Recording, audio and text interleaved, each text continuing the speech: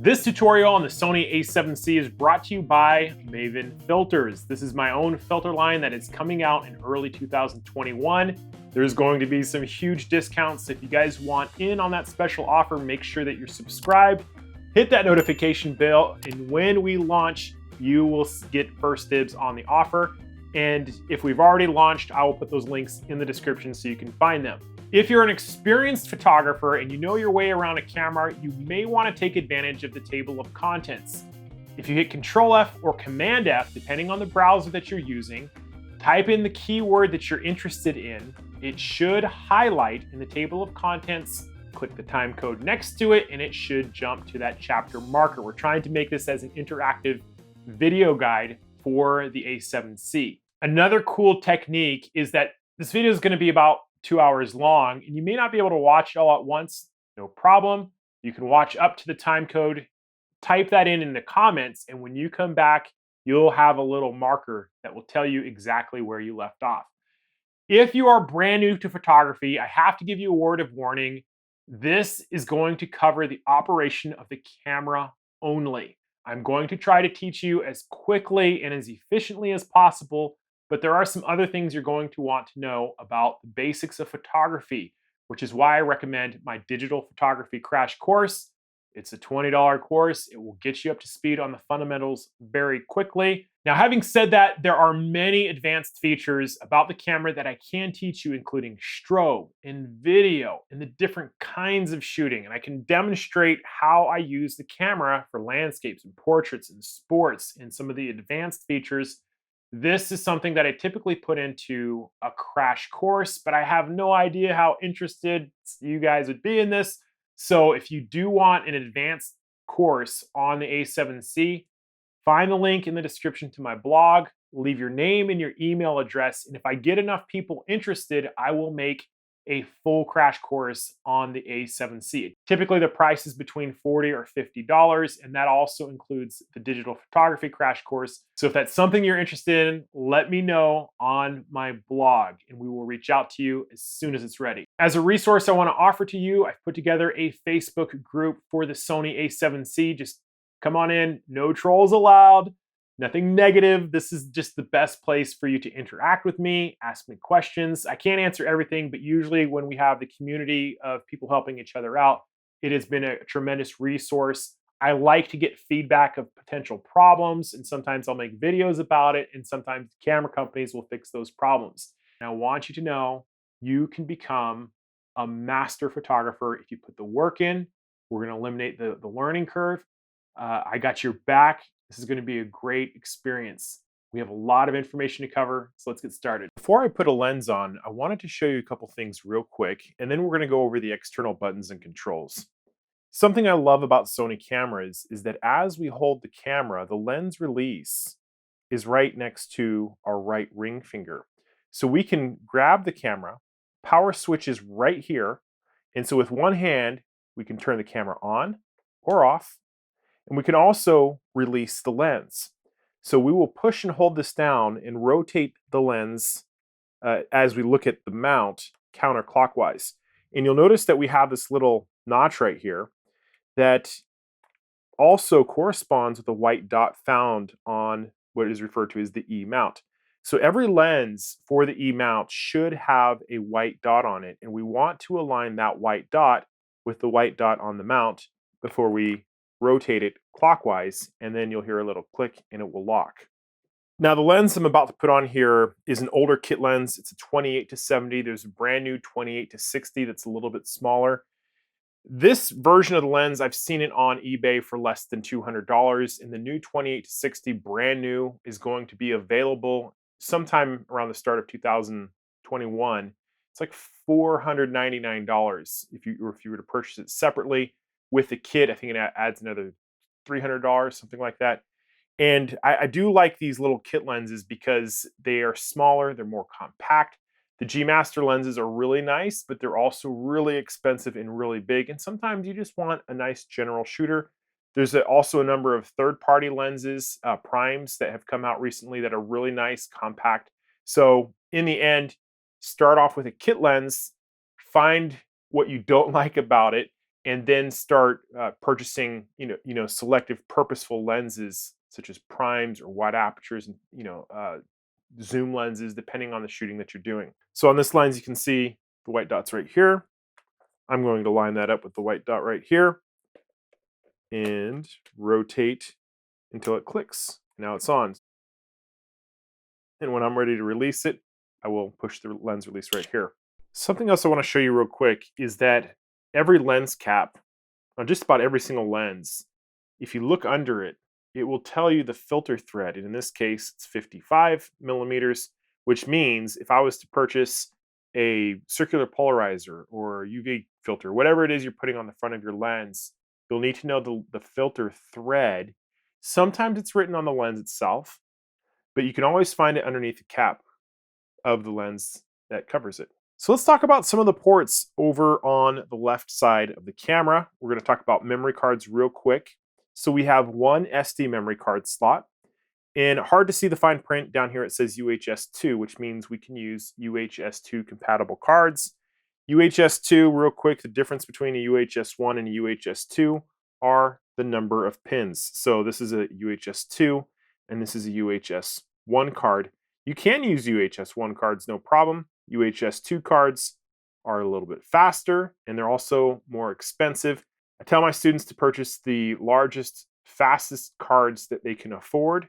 If you're on a tight budget, I really like the SanDisk Extreme Pros, the UHS-1 cards. They're very affordable. But the minimum requirement for 4K video, you're going to notice right here, there's a little symbol, U3. There's a little U and a 3 in it. That is the minimum sustained speed for 4K video. So it's not one of these things where you can just pick up a memory card that you have laying around and throw it in your camera. Very common question that I get is how come 4K recording isn't working? Most likely it's a memory card issue. And I like SanDisk. Something else you'll notice, I just bought a bunch of these, is SanDisk also includes some rescue recovery software if there's ever a problem. I've only had it happen to me one time in the 13 or 14 years I've been shooting have I had a problem with SanDisk, and I've probably had 30 or 40 of these things. I mean, we're talking about hundreds of thousands of images, if not more. I mean, just thousands of hours of video. Pretty reliable, pretty happy with them. There's a little symbol here that shows you the orientation by saying the notch should be on the top. So we're going to insert it until it clicks. And now we know it's all the way in and we can shut the memory card door. So on the top, we have our microphone input. You'll notice it's red. It's easy to remember that. So red is for record. And it also says plug in power, which means that if you have a microphone that doesn't have its own power, is that the power will be drawn from the camera. We have another one down here. This input is for your headphone jack. So when we're doing video recording and we want to listen to the audio coming into the camera, we'd plug our headphones in here. I actually use a pair of old Apple AirBuds because they're small, they're light, I plug them in. It won't work with a lightning connector, but if you have a 3.5 millimeter jack, it'll plug in. And some people prefer nicer headsets. You'll also notice we have a little teeny mini HDMI terminal. Will allow you to feed a video signal out of the camera. It's actually video in audio.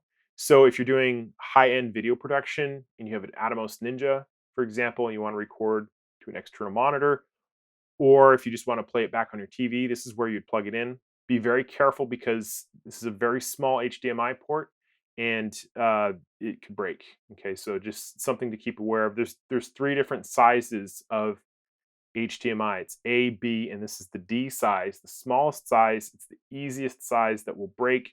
So something to keep in mind. And then we also have a USB-C port. The USB-C port is important because our cameras, most of them, did not come with a charger.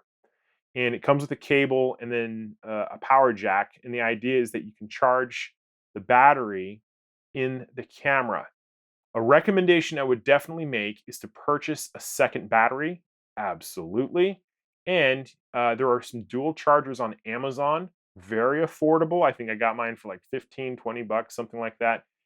And it allows me to charge the battery outside of the camera. And the reason why is we spent, with a lens close to $2,000 on the camera.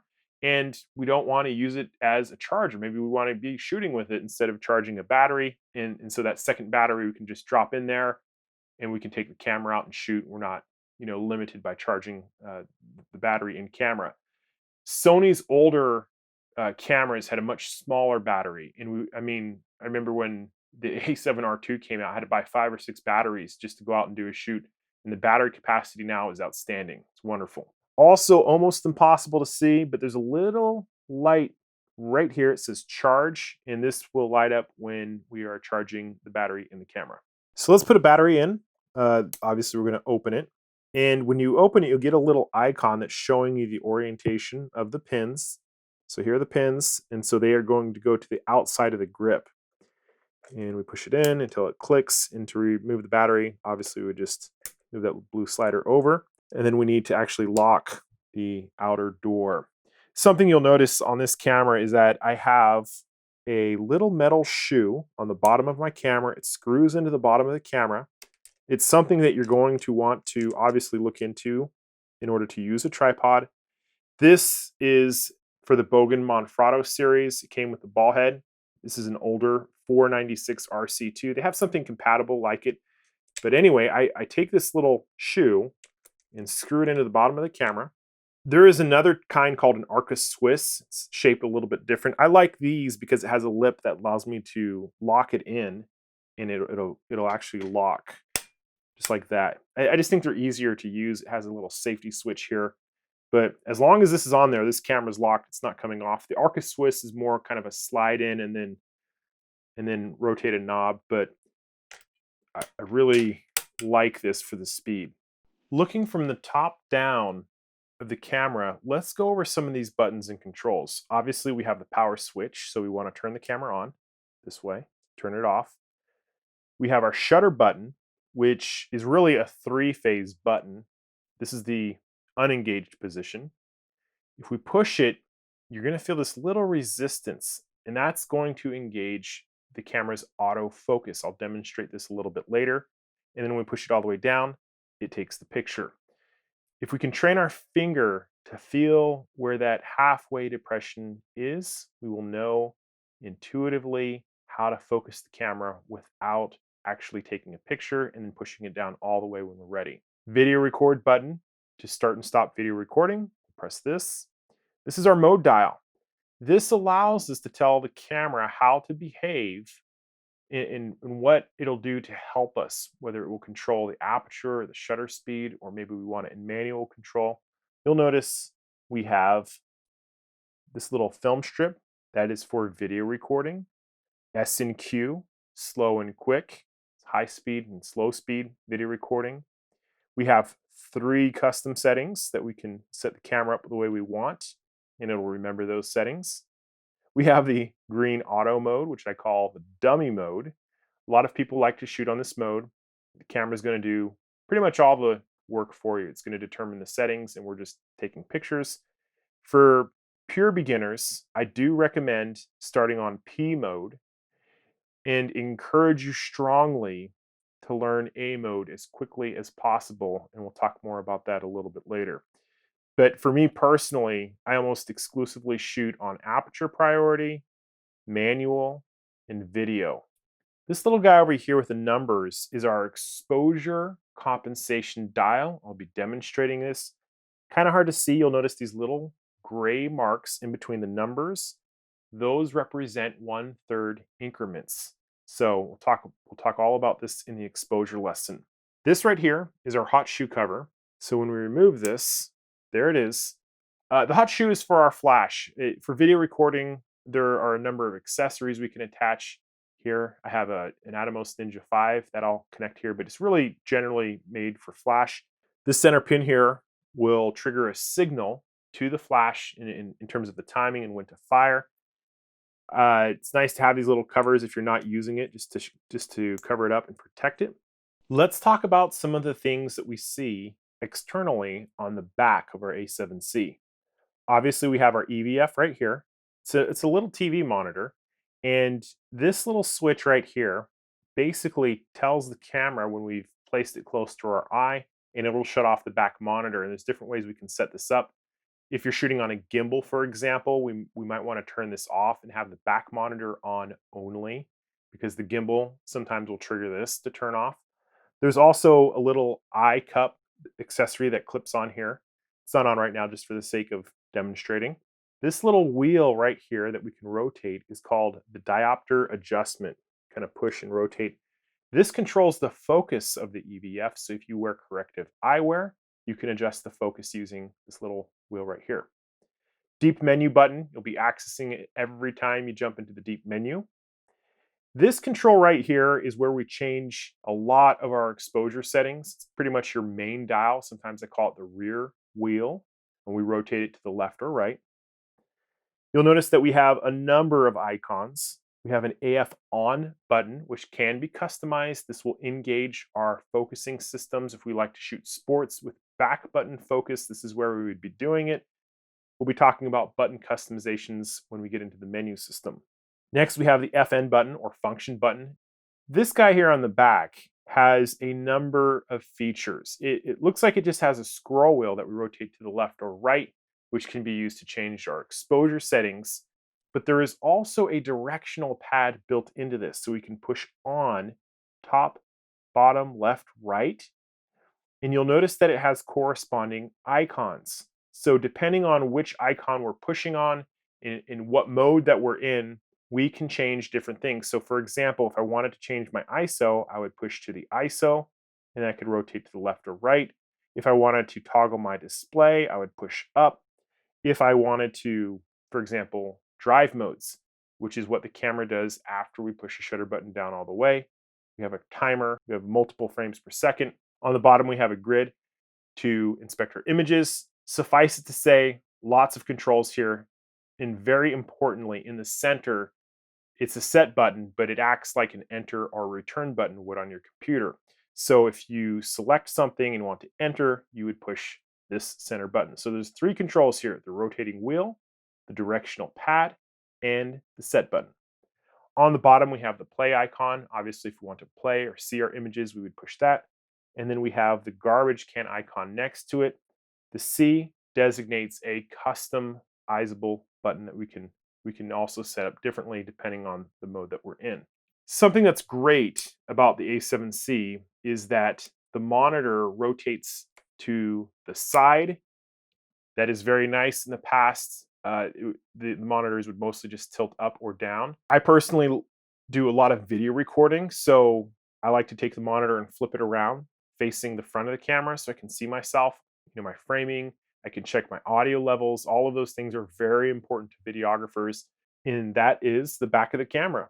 So let's turn the camera on, get it set up real quick. Obviously, I'm an English speaker. I'm going to set up the date and time. I'm recording this in Hawaii. We don't have daylight savings, so I'm going to leave that off. So obviously, push up or down, left or right, and then when we get to the point that we like it, we're going to hit enter. We can also change our format and also hit enter.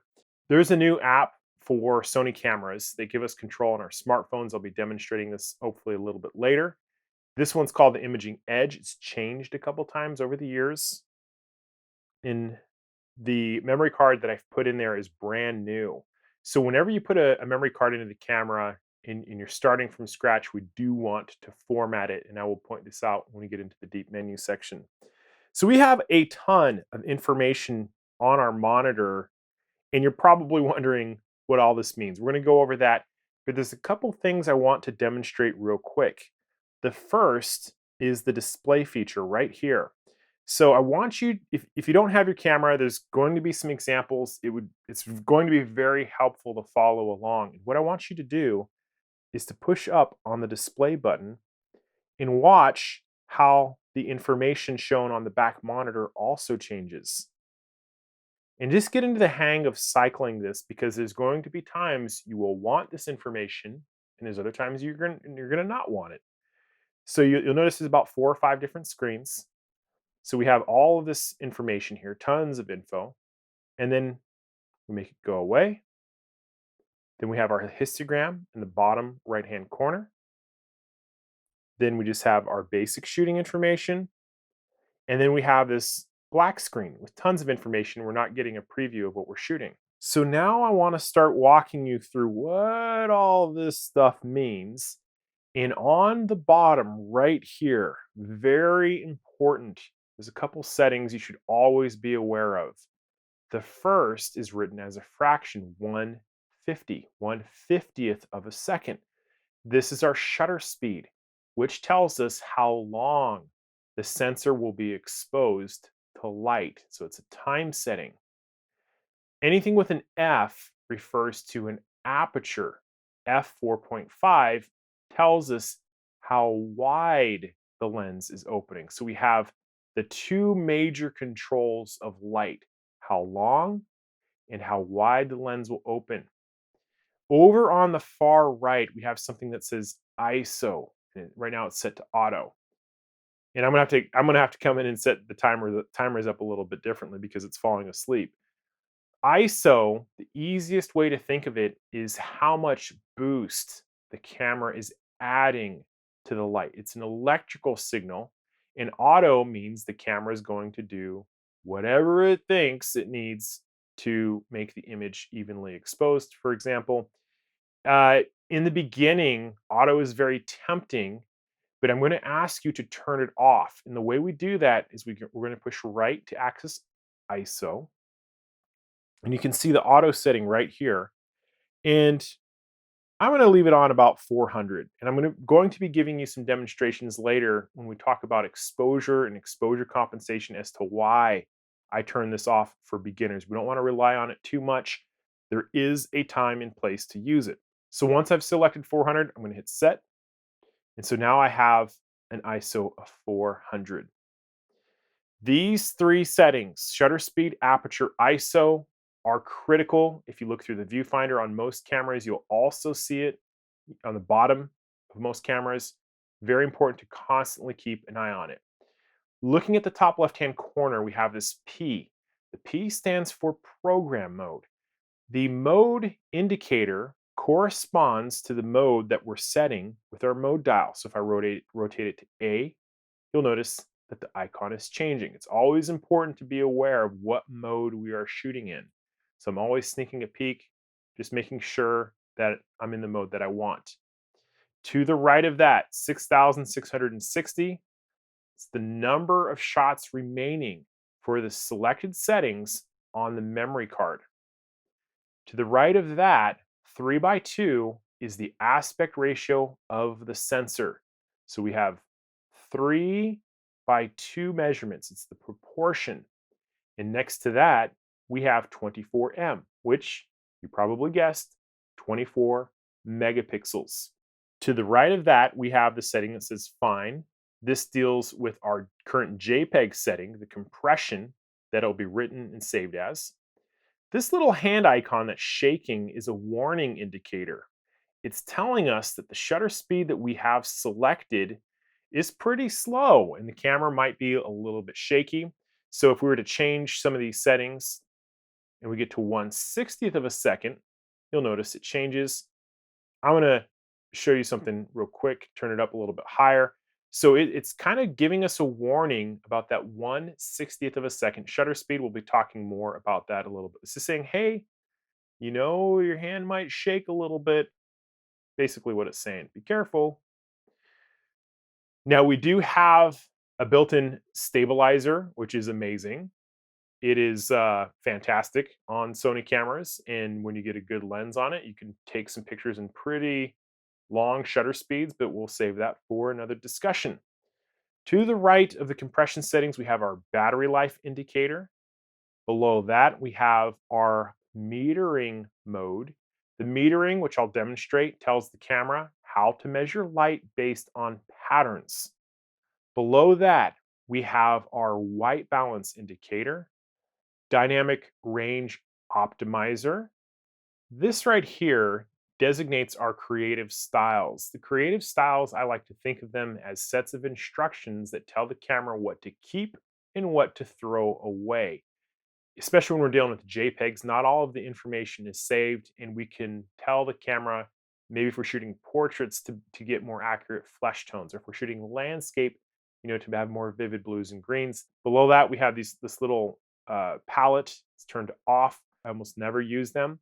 And these two guys right here are telling us which controls do what. And both of them are set to AV in this example, which means that if I rotate either of these two wheels, I'm going to be changing my aperture value, AV. That's what it's saying. We'll talk more about this in the exposure lesson. Over to the far left, we have our focus mode indicator. We have our cluster indicator. Over here, we have our picture profiles, and those contain huge amounts of settings and variables that we can change how the image looks. We can get into our log modes for video. Lot of great, powerful tools in here for beginners. I don't recommend getting in there too much. And then we have whether or not our face detection is on or off. The face and eye detection is amazing. Hopefully we'll cover that in the focusing lesson. So let's take a look at some of these other screens, and I'll try to point out a couple cool features. Obviously, minimalist, right? Something we're going to point out later is that the back monitor is touch sensitive for our focusing squares. This is a very fast and easy way to tell the camera precisely where to focus. It's not quite all the way to the edge, it's pretty close. Tremendous coverage. We can push the set button to turn that off. This is our level. We'll demonstrate this real quick. So the electronic level is as I point it down, you'll notice these center tick marks are now orange. And then when I get it lined up, now they're green.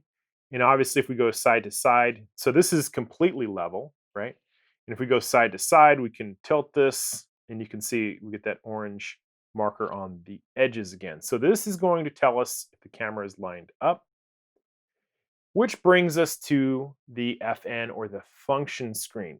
It seems like there's a lot of crazy information here. Most of it we've seen already. There's a couple settings that are different.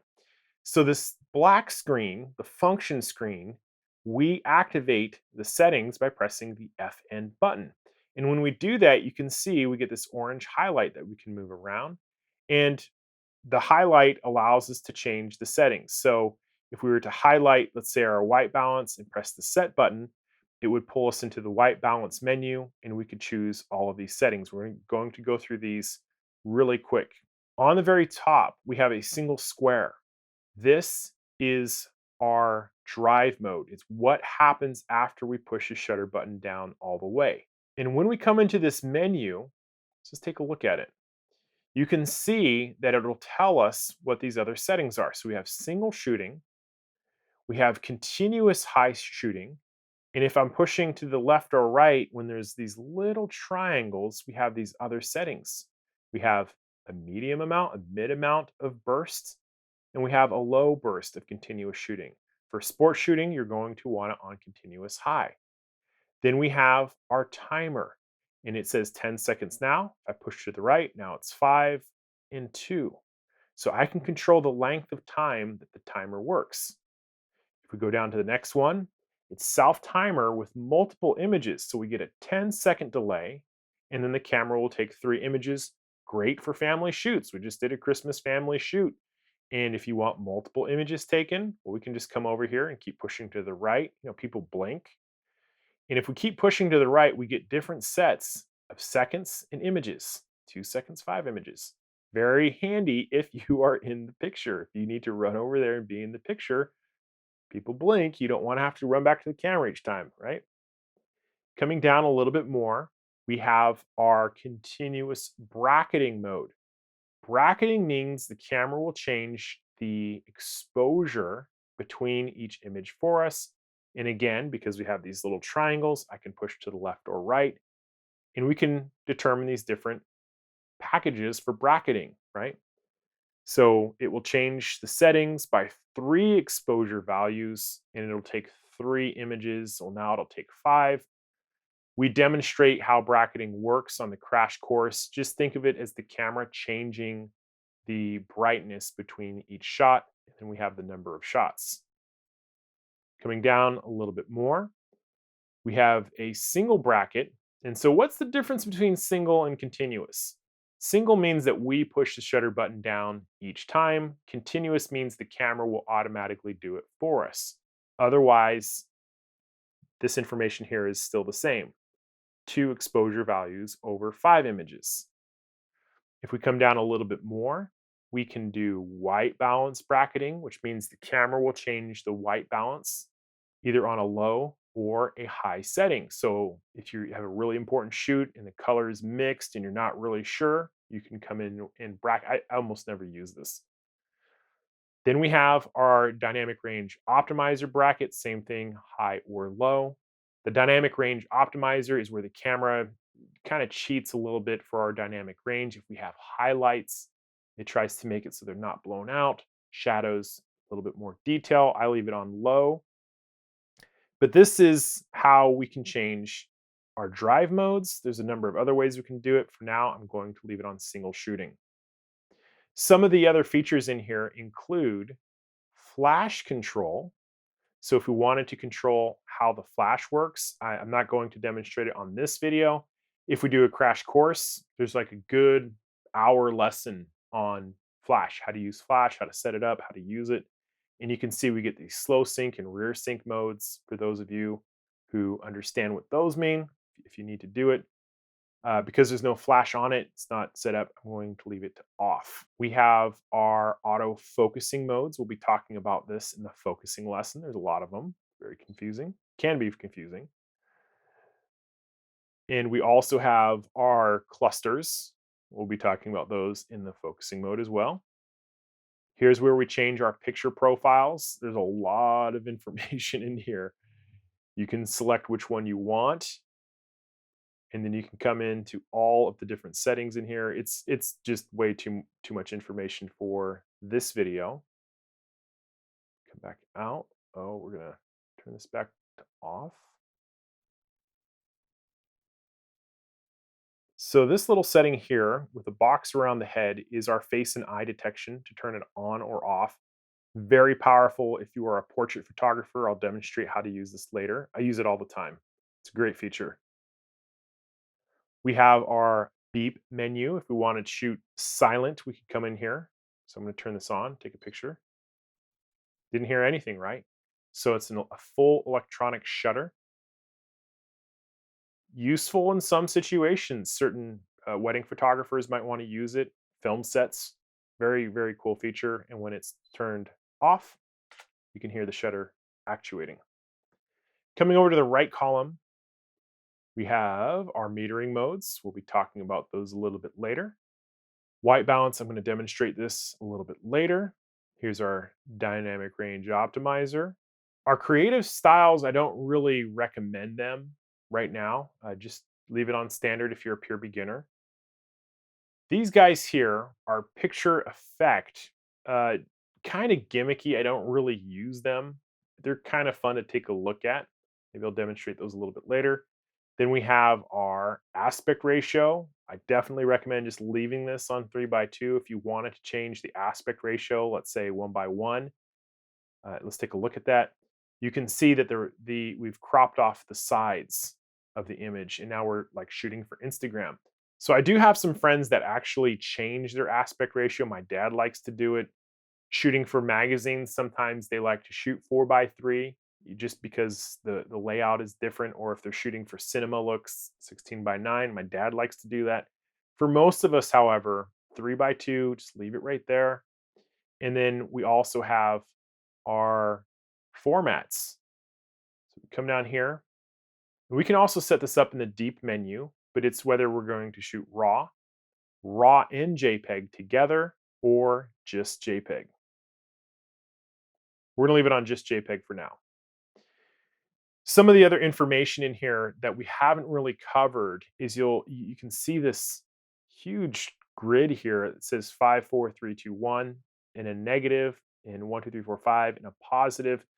This is our bracketing indicator. We can also use it to designate our exposure compensation, which I'll be pointing out later. We have a histogram on the bottom, and we have our electronic level.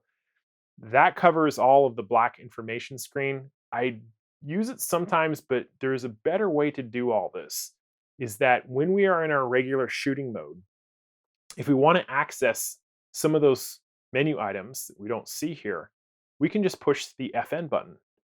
And now we have a 2x6 grid that has all of that, not all of it, most of the information available to us. So if we wanted to change, for example, our white balance or our drive modes, and a cool thing about this is we can customize which of these features appear. So when I am changing these secondary controls and features, I'm almost always doing it from the FN menu. I'll just come in and hit the FN menu and then change if I wanted to go to high speed continuous burst, or if I wanted to change my white balance. This is usually where I do it from. I think it's an easier way.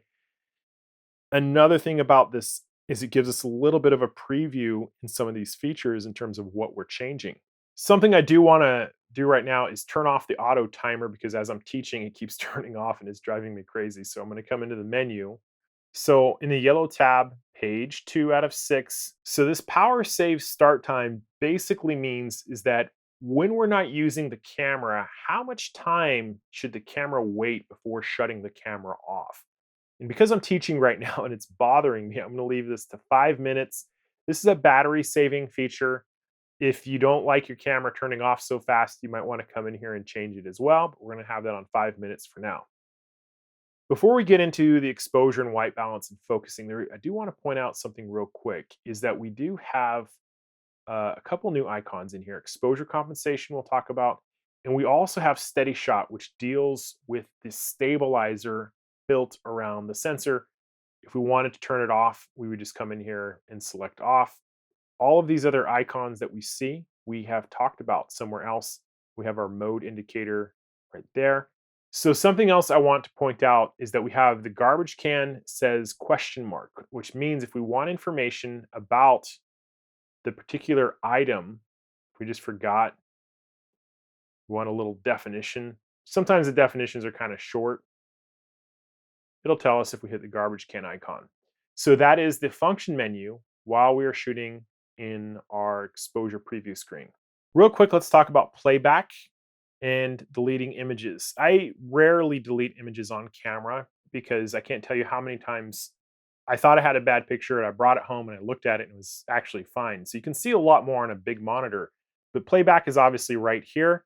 And there are some touch features built into this that initially it doesn't look like anything's happening.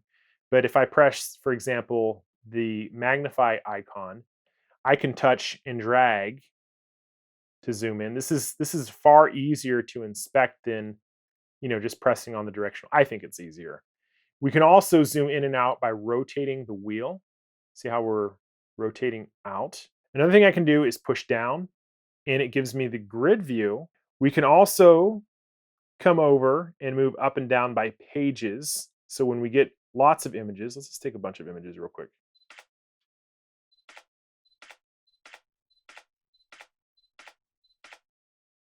So play, grid view, here they are. We can come over and we can jump up and down. And then when I want to inspect an image, I push set. There it is. I can zoom in. I can zoom in or out using this guy, right? To exit, I press menu, and then I can toggle to the left or right. You can see the number of images at the top here, 5 out of 10. And as I go to the left or right, it's also changing. So just a brief introduction to how to view images, zoom in, pan around, look at them. If we want to delete an image, we can do that as well. We're about to get into the exposure control lesson, but before we do so, there's a very important setting I need to demonstrate just to make sure we're all on the same page. If you press your menu button, you're going to come into the purple tab, page 8 out of 10, and you can navigate to these pages by pushing to the left and right. 8 out of 10, live view display. We want to make sure that this says setting effect on. What this does is this tells the camera to give us a brightness prediction. If, for example, you are shooting in a dark studio, that would be a case to come in and turn it to off. So if you're using strobes and flash and you have mixed lighting, you might want to come in and change it to off. But for now, for this lesson, the one I'm about to demonstrate, let's make sure that this is set to on. Most of you should have it on unless you've changed it. By default, it should be on. So once that's set up, we're going to come out and start talking about exposure. Before we get into it, I want to make sure that you guys are not on auto ISO. Turn it to ISO 400 or ISO 800. We do not want this. Otherwise, this isn't going to make a lot of sense. So I'm going to go to 400. Exposure is really a fancy word for brightness. So whenever you hear that word exposure, that's what they're talking about. It's how bright or how dark an image is. So in the beginning, there's going to be a temptation to shoot on the dummy mode, the green dummy mode. And you'll notice that when we do this, we don't have any control of our shutter speed, our aperture, or even our ISO. The camera is going to be making all of those changes for us. So the 4 modes that every photographer should at least know about are P, the program mode, A, aperture priority mode, S, which is shutter priority mode, and M, which is manual. Each of these modes give us a different amount of control over our exposure, our brightness settings. So the easiest way for me to teach this is to talk about aperture priority mode first. Tons of wedding photographers use aperture priority, and I just think it's easier to struggle and learn it. So what is aperture priority mode? What I want you to do is notice that we have these little icons in the bottom. It says AV on both of them.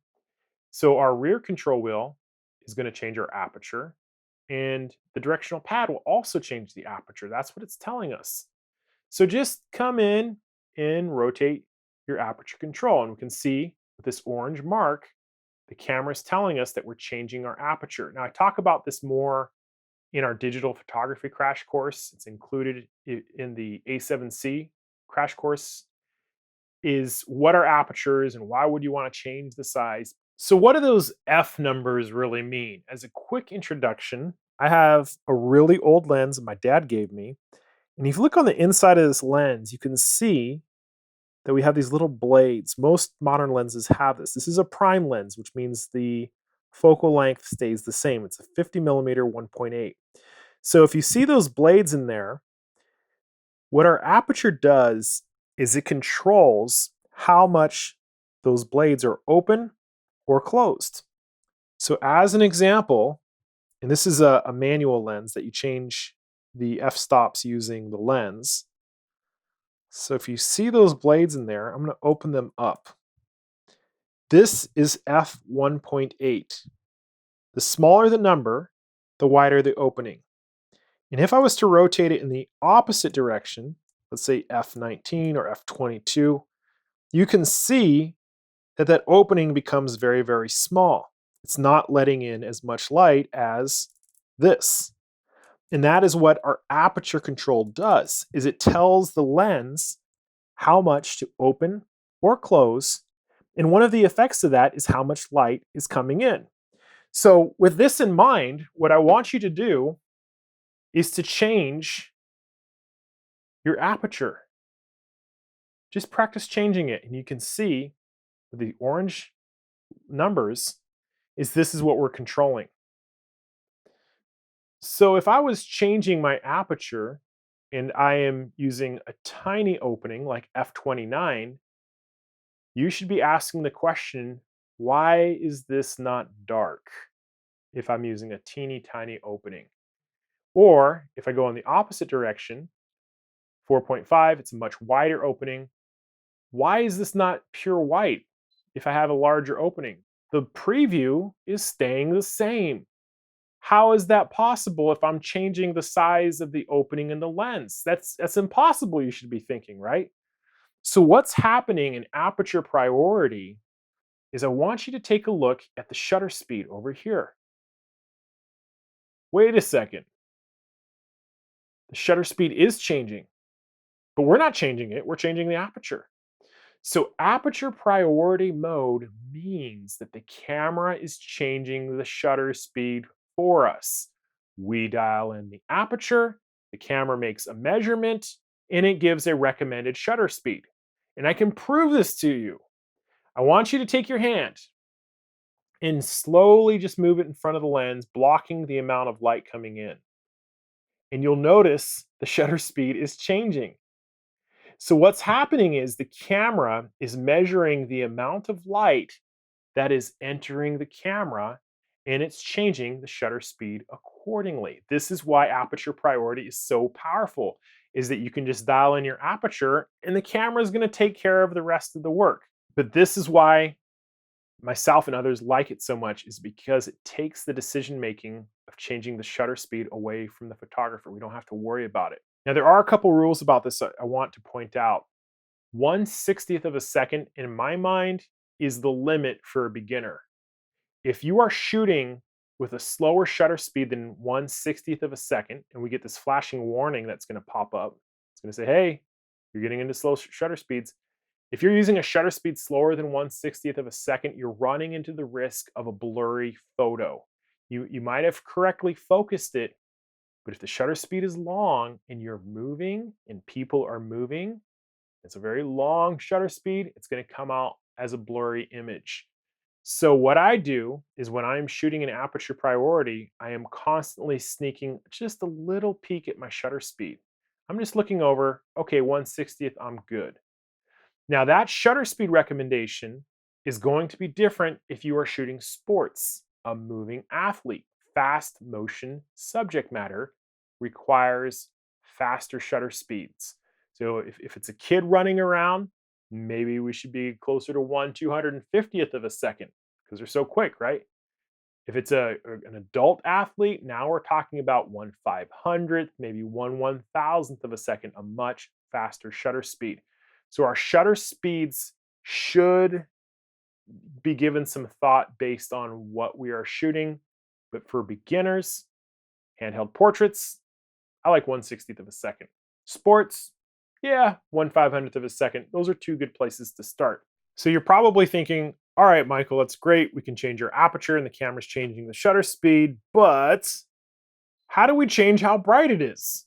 That is a great question. And this is where this dial right here comes in, the exposure compensation dial. The short answer is you just rotate it in a positive direction. So the plus numbers make it brighter. You can see the screen getting brighter. If I go up to +3, it's really, really bright. And if we want to make it darker, we would just go in the opposite direction. That's the short answer. And it's a great skill to have. So let's take a picture at an even exposure where this number is 0. And let's add a +1. And let's add a +2. And we'll just take a look at those three. Play them back. This is the +2. This is the +1.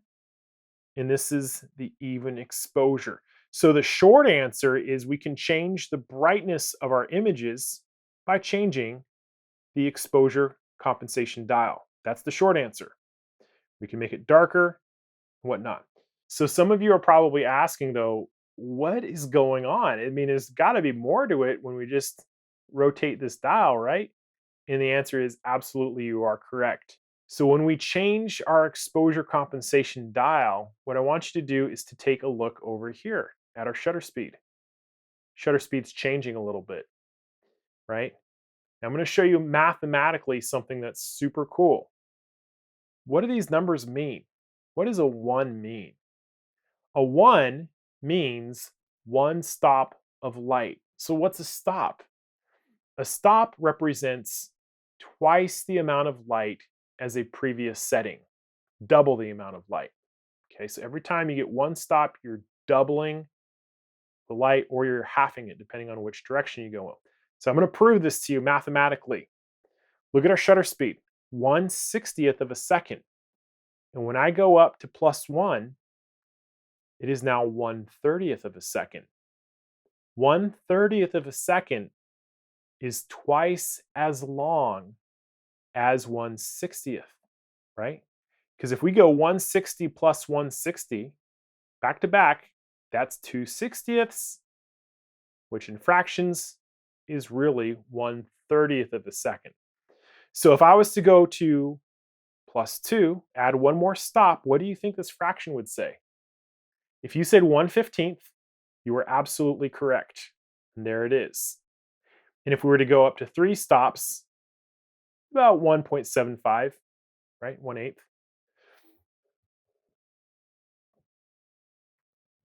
So what would happen if we went to -1 stops? We're currently at 1/60th of a second, right? So what is twice as fast as 1/60th? What's half the speed, right?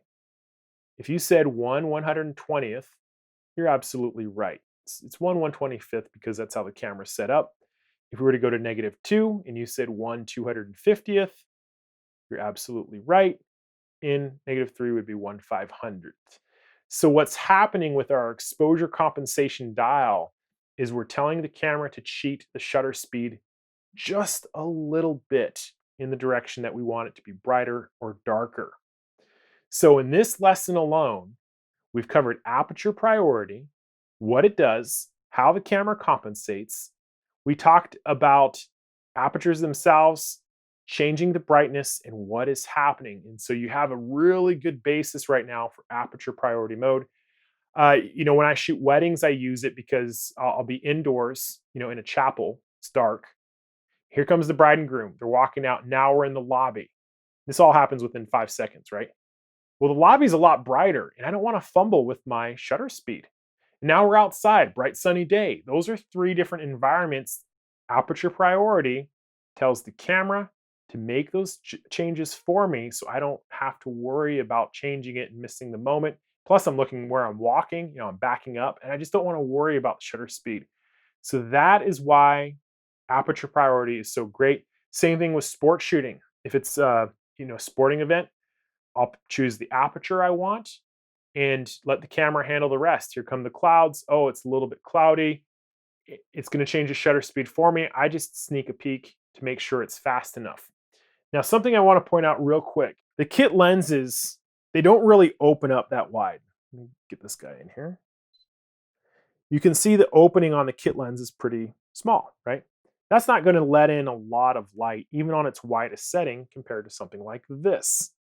And what's going to happen is you're going to be shooting with your kit lens, and you're going to notice that in low light situations, the kit lens just doesn't let in a lot of light. And you would want to upgrade to maybe a wide aperture prime. Why? Because it's going to let in a lot of light, very handy in low light situations. And another thing is the wider your aperture opens, the faster the shutter speed you can use. So that's why you want to upgrade to a wide aperture lens. So let's take a look at shutter priority mode. And something you'll notice immediately off the bat is that these numbers here, the TVs, these controls no longer say AV, they say TV. TV stands for time value. So if we change this guy or this guy, you'll notice the orange numbers over here. And what's happening is that we change the shutter speed and the camera is going to change the aperture. Here, I'll prove it to you real quick. We'll go with a longer shutter speed. Take your hand, put it over the lens, and you can see that the aperture is now changing. So shutter priority is the opposite of aperture priority. We dial in the shutter speed, and the camera changes the aperture.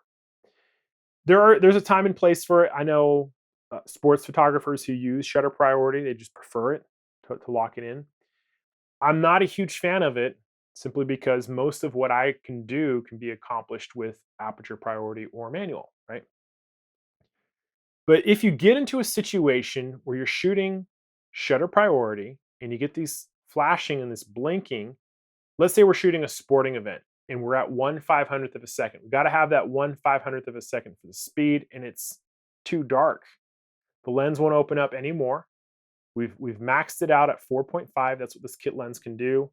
And if I zoom in, 5.6, it's even worse. What can we do to solve this? This is going to happen to you. You're going to be in a situation where it's going to be too dark and you don't have enough light.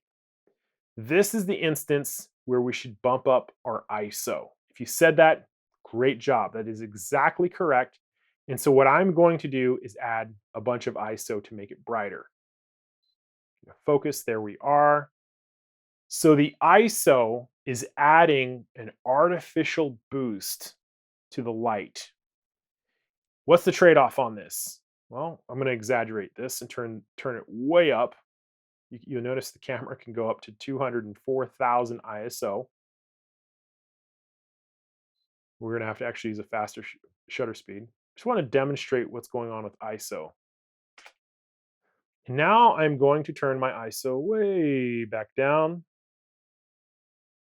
to 400. I just want to demonstrate, and I'm going to use a longer shutter speed. The difference is in ISO, 1/30th. So having taken those two pictures, let's look at the one right before. We're going to zoom in. You'll notice that the blinds are very grainy. This is a straight line on the blind. It should be nice and clean. And it looks like there's salt and pepper everywhere. This is what ISO 200,000 will do for you. If we take a look at the one at 400 and zoom in, look how clean that is. We got a nice clean line, almost no salt and pepper, right? So higher ISOs are going to add grain to your images. And that's the short, easy, cut to the chase answer. And that's why we don't use higher ISOs all of the time. Most Sony cameras do really well, 3200, 6400. I try to stay as low as possible, 1600 or less, 400, especially if you're outside. But once you start getting over 6400, you're going to start seeing this grain and this salt and pepper in your images, and that's why we do not use really high ISOs all of the time. It's not real light. It's artificial light. It's a gain. It's a boost. It's kind of a cheat for the camera. But there are situations where you have to do it, and I totally understand that. So that's what you want to keep in mind. If you get into a situation where you don't have enough light, you can always boost up your ISO. You can get a wider aperture lens to let more light in. You can use artificial light. You can use a longer shutter speed. So there's different ways to get more light into the camera. All that said, I really don't use shutter priority that much. So let's take a look at program mode. Program mode is sort of like the dummy mode, but you're taking the training wheels off a little bit. And you'll notice that they both say P. Both controls are saying P. So what happens when we rotate it? Well, we don't get anything orange, and it looks like both of them are changing. And that's exactly what program mode does. Program mode gives us different combinations of shutter speeds and apertures. So you can just pick the combination that you like. Okay, 4.5 at 1/60th. And there is a very famous wedding photographer who shoots in program mode. He just prefers it for whatever reason, and his pictures are astonishingly good. There's nothing wrong with shooting in program mode. You just don't have as much control over the exposure settings. Same thing if you want to brighten or darken an image. In all three of these modes, aperture priority, shutter priority, program, just move the exposure compensation wheel, and the camera will make the adjustments for you.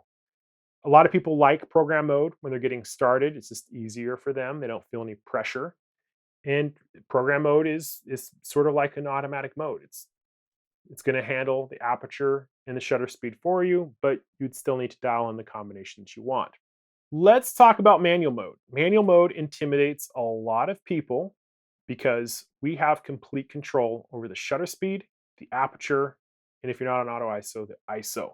You'll notice the control indicators have changed now. This rear wheel is our aperture. This rotating wheel is our shutter speed. So we have our aperture under one control and our shutter speed under another control. And we just dial in what we want and we fire away.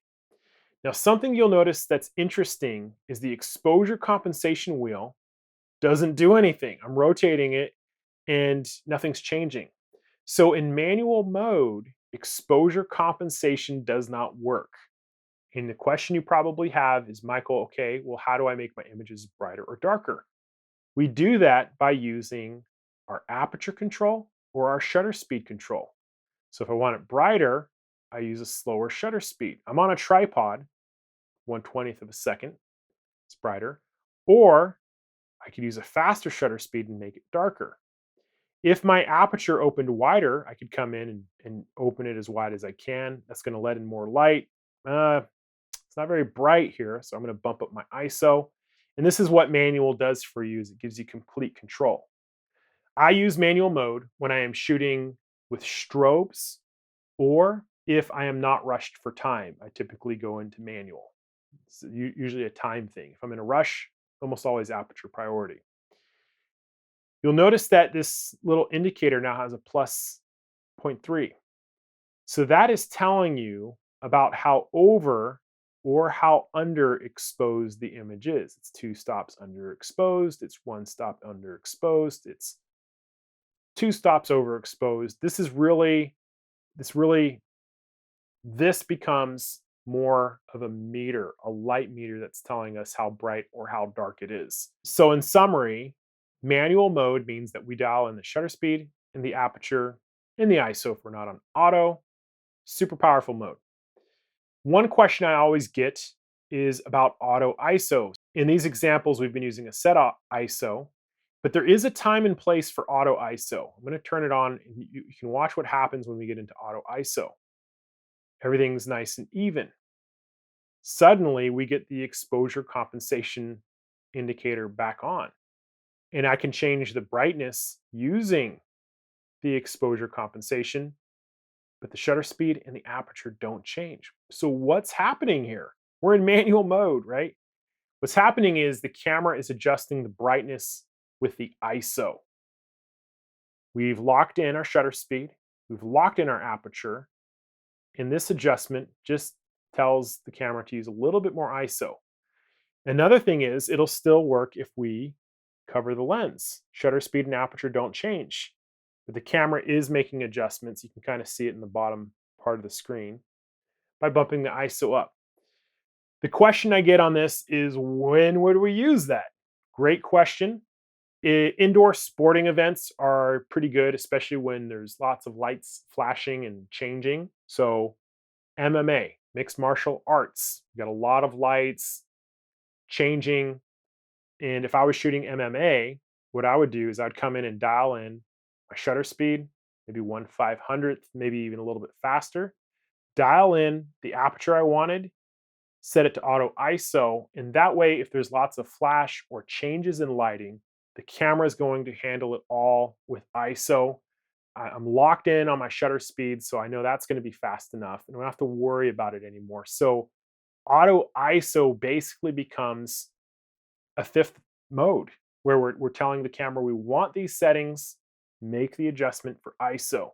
So ladies and gentlemen, that is the exposure lesson. We've talked about the modes and changing the brightness of our images. I know it's a lot of information. That is probably the most important lesson on this video, is changing the brightness of our images in each of those modes. So let's talk about the focusing lessons. I want you guys to turn your ISO back to a set number, 400 to 800, something like that. And the reason is this is something you should definitely learn instead of just putting it on auto ISO and letting the camera handle it. This is something you're going to want to have a good grasp over, is to be aware of your ISO. So set this back to a regular ISO number. Let's talk about the camera's focusing systems. This is probably the second most important lesson I can teach you on this video. And the reason is the focusing systems are very powerful, they are very complex, and they can be confusing. The way I tell my students to think about it is the how, the when, and the where. How, when, and where for focusing simplifies it greatly. So how does the camera focus? Out of the box, a halfway shutter button depression is going to engage the focusing systems. Unless you've changed the setting, this should work. You should get it into the hang of feeling where that second depression point is. And when we get to that point, you'll notice that we have a little green dot. We have these green squares on the middle here. We hear a beep. All of those things are indicating the camera is focusing. You'll also notice on the back, we have this AF on button that we can customize how the camera will focus when we press it, but this is also engaging the focusing systems. We get a different icon. We don't hear a beep and we see these parentheses. I'll explain that in a second, but that is engaging the focusing systems.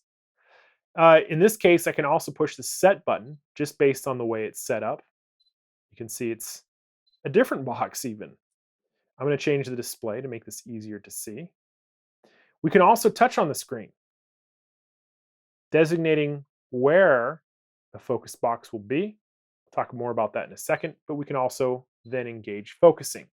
The short answer on how is a halfway shutter button depression. We can press the set button to get out of that.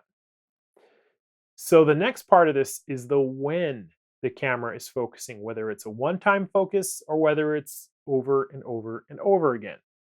To access our camera's focusing modes, the when, we're going to come into AF. Here it says AFA. And you'll notice that we have these different options in here. Now I'm going to explain each of these real quick. Single shot autofocus means the camera will get focusing and then it will stop. So it's going to get a focus lock. And as long as I'm holding this shutter button halfway down, the focus will not change, which means I can also rotate the camera in any direction. That focal plane is staying exactly where it is once I push the shutter button halfway down. Single focusing lock. And this technique is referred to as recomposing. On DSLRs, it was more important for portraits. We have eye detection now, so it's not quite as important. But this is something you should be aware of. Get a focusing lock, recompose to make it more aesthetically pleasing, push the shutter button down all the way. It's a good technique to practice. Coming back in, let's take a look at autofocus continuous. This is exactly like it sounds. If we push the shutter button halfway down, you'll notice we get these parentheses around the green dot. You will not hear the beep. And what autofocus continuous does for us is it refocuses over and over and over again. It is updating as we hold the shutter button halfway down. This focusing mode is better for sports and fast-moving athletes, kids running around, birds in flight. Why? Because the objects are moving. And the other one, single shot, is better for still subjects. Maybe you're dealing with a cooperating human, maybe landscape images. So depending on the subject matter you have, you would want to choose your focusing mode accordingly. Fast-moving subjects, autofocus continuous. Still or slow moving subjects, autofocus single. Coming in to the focus mode menu, we also have this automatic AF, and this is a hybrid of the two. It combines single with autofocus continuous, and the camera makes a judgment, hey, if this subject's moving, I'm going to use continuous autofocus. It is a hybrid of those first two modes. When we use it, you can see there it is engaging the single, and if it was moving, it would try to track it. So coming back into our focusing modes, next we have manual focus. Manual focus is exactly like it sounds. We are going to use the focusing ring on our lens to dial in precise focus and get a lock. I'm going to demonstrate some of these techniques that we can use. This is using a feature that allows it to zoom in quickly. And there is another mode in here, which is direct manual focus, which means we have the ability to get focus as we normally would, autofocus, and holding that down, we can rotate our lens ring and jump into a manual focusing mode. It's like a hybrid between manual focus with autofocus. So the 5 focusing modes, which deals with the when, are autofocus single, one time, autofocus continuous, over and over and over again. We have the hybrid. We have manual focus, which lets us use the focusing ring of the lens. Then we have direct manual focus, which is autofocus plus manual focus. And that is the when. The next part of this is the where the camera is focusing. This deals with the camera's focusing clusters, also called focus area. It can get a little confusing, but if you think of this in terms of the area that the camera is considering, this is easier. So wide, obviously, is a wide area. In this case, it's designated with these little corners. This mode, when we engage our focusing systems, we're telling the camera to find either the area of greatest contrast or the closest subject to the camera, or a combination of those two things. It's just looking for something that's close to the camera that has a lot of contrast. In the beginning, it's going to be tempting to use this, but when you get into complex subject matters, it's not going to allow you to be as precise as you might want to, but it's good to know about what it is for a couple of reasons I'll point out a little bit later. The next one is the zone. And when we select that, you'll notice that we get these 9 boxes with these arrows pointing to the left and right for our directional pad. We can also touch on the screen in different directions. And in this case, we are restricting the area. We're saying only look in this area for something of great contrast, and you can see the camera engaging that way. The center focusing square is really meant to be the center. We're not moving it around, but we can touch, and that flips us into a single square mode, something to keep in mind. Jump out of that, you can see the square changing again. And then we get into our flexible spot modes, which I think are super useful. We have these little triangles to the left and right, so we can change the size of it from large. There's a larger box coming back in. There's a small box. You can change the position specifically using the directional pad. We can touch on the monitor. Very handy for precise focusing. And there is also a medium. So small, medium, and large, single focusing point. So this is pretty useful depending on what you are shooting. Let's come back in. We also have an expandable, flexible spot, which is a small spot, and then we have an area around it. So it's first looking in the tiny spot, and it's looking in these other boxes. Sport shooters, in my opinion, I mean, it really depends on the sport you're shooting. If you are shooting your own child playing with 20 other kids, you may want to go with something like flexible spot, depending on how you shoot. If you're shooting birds in flight, fast moving subjects, against the sky, I would go with wide.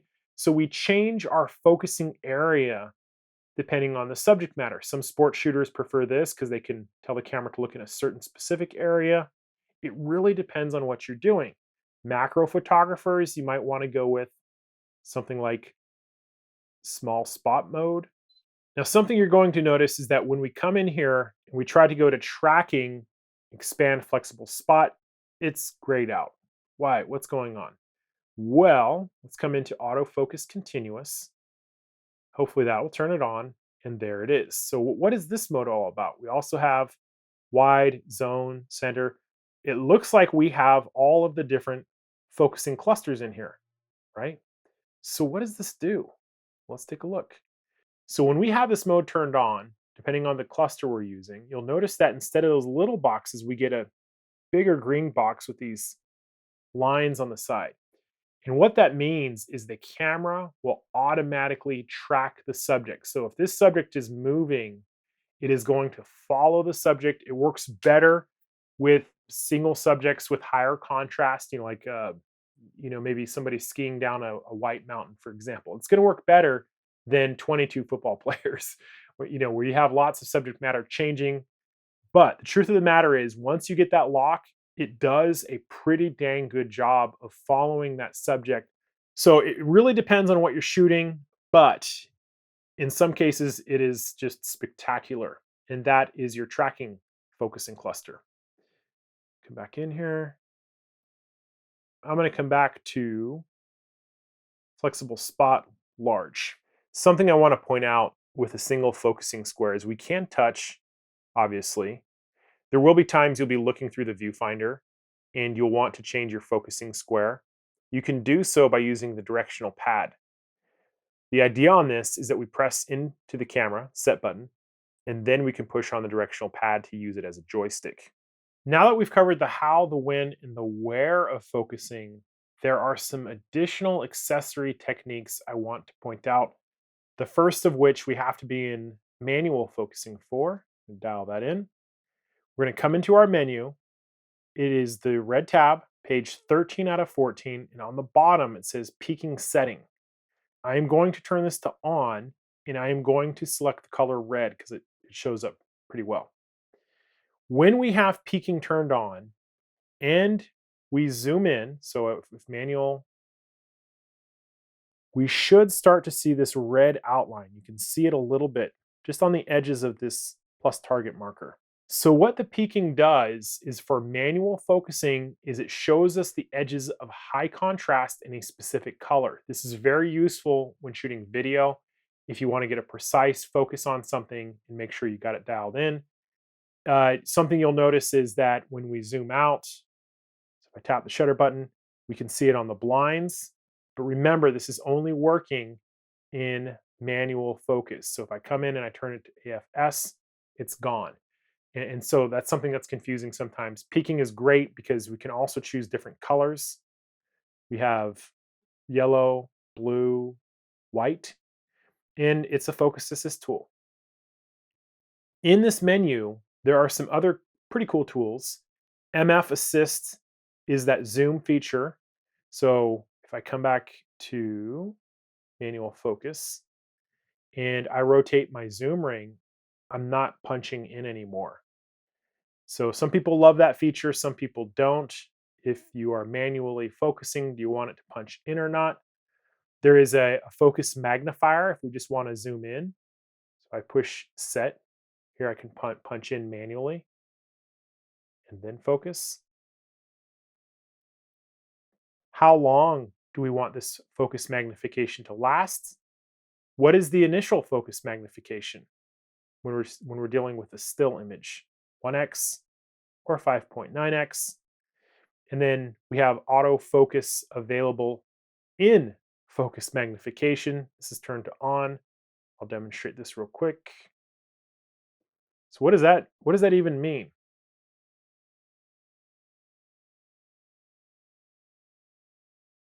If I have my focus magnifier and I zoom in, get these little crosshairs. If I push the shutter button halfway down and it turns green, it's allowing me to focus in a magnification mode. So those are some quick, great focus assist tools. And I'm going to bring our model in real quick. So here's our model, handsome guy stepping in for us. Thank you very much. Here's the truth of the matter is that when we start shooting people, we have some amazing tools available to us. And let's make sure that we have them turned on. So we don't see it here. We saw it in our black screen. So here it is right here on the bottom. This is the face detection. There's a number of different ways to get it. We can get it to it in the menu. I'm just showing you one of many ways to get to this. We're going to turn this to on. So face detection, there it is. You can see that it recognizes that I have a face and it's jumping to lock on to my eye. Incredibly powerful for portrait and wedding photographers because in the past, you would have to try to get a focusing square on somebody's eye. And if you recompose, well, sometimes you'd miss. We don't have to worry about it anymore. We can just get that focusing lock and the camera finds it. We don't have to recompose. We get a higher number of keepers. Really great feature. So another place we can find this is in our deep menu. It is on page 5 out of 14. It says AF2, face and eye autofocus set. So when we come into this, here we are, face and eye priority AF. There it is on.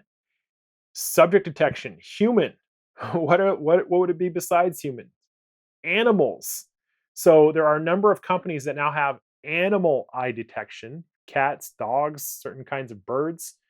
It doesn't work perfectly, but it's pretty cool when it does work, and it works more often than you would expect. So I'm pretty happy with both of these. For portraits and humans, though, really outstanding. We can even determine if we want the left or the right eye, which one by default. Do you want a face or an iframe? So if we turn this on, now we get this little gray frame. When I'm focusing, there it goes. Coming back into that menu. And then we also have animal eye display. Now, do you remember when I was talking about the auto focusing mode? If we come into this focusing square and we choose wide, you'll notice this gray box around my face that's automatically going to be tracking. Now, the thing about this that is important to remember is that if you choose a focusing square that's smaller and you have face detection on, I want you to see what happens here. So I'm going to go with center. Center is this little white four-corner bracket. I'm going to move it over here. When your focusing square is looking in an area where a face is not with face detection on, and I hit focus, it doesn't work. Now this throws some people off. They're like, what's going on? Well, when we choose that center focusing square, we're prioritizing the camera. We're telling the camera, look here first. And if there's no face, focus on it. If that square and the face line up, now we're saying, look in this area, and now it does work. And for that reason, there are going to be times that you're going to want to go with something like wide focusing square, where you can just get, your focusing lock no matter where that person is.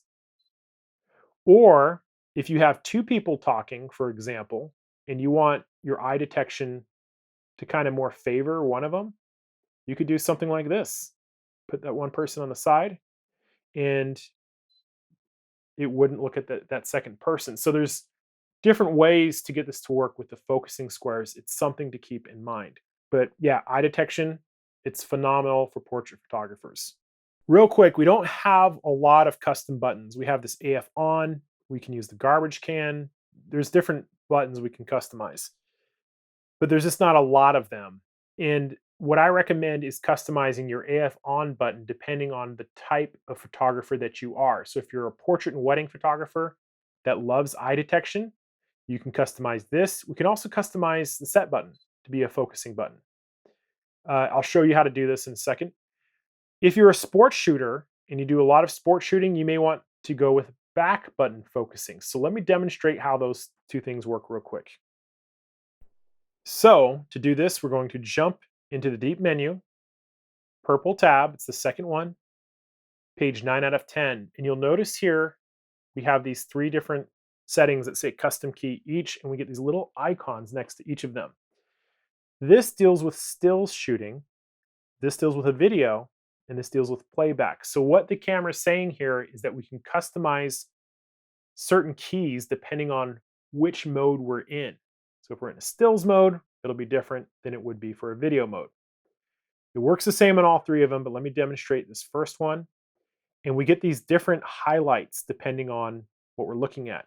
It's also showing us that how the camera is currently set up depending on, whether or not we've changed things or not. So AF tracking on, so this is tracking on, that's why that box look different at first. The garbage can icon, here, this is set up for white balance. The third one, focus standard, was the set button. Then we have our drive mode, we have our ISO control, and number 6, this bottom one is not set when we're shooting, so we have a slot here we can use. So if I wanted to customize this for eye detection, I would select it. So if we wanted direct eye focus, this is the mode, whether it's on or off, so we don't want that. We want eye AF, eye autofocus. That's the one. So now our eye AF is set up with our AF on button.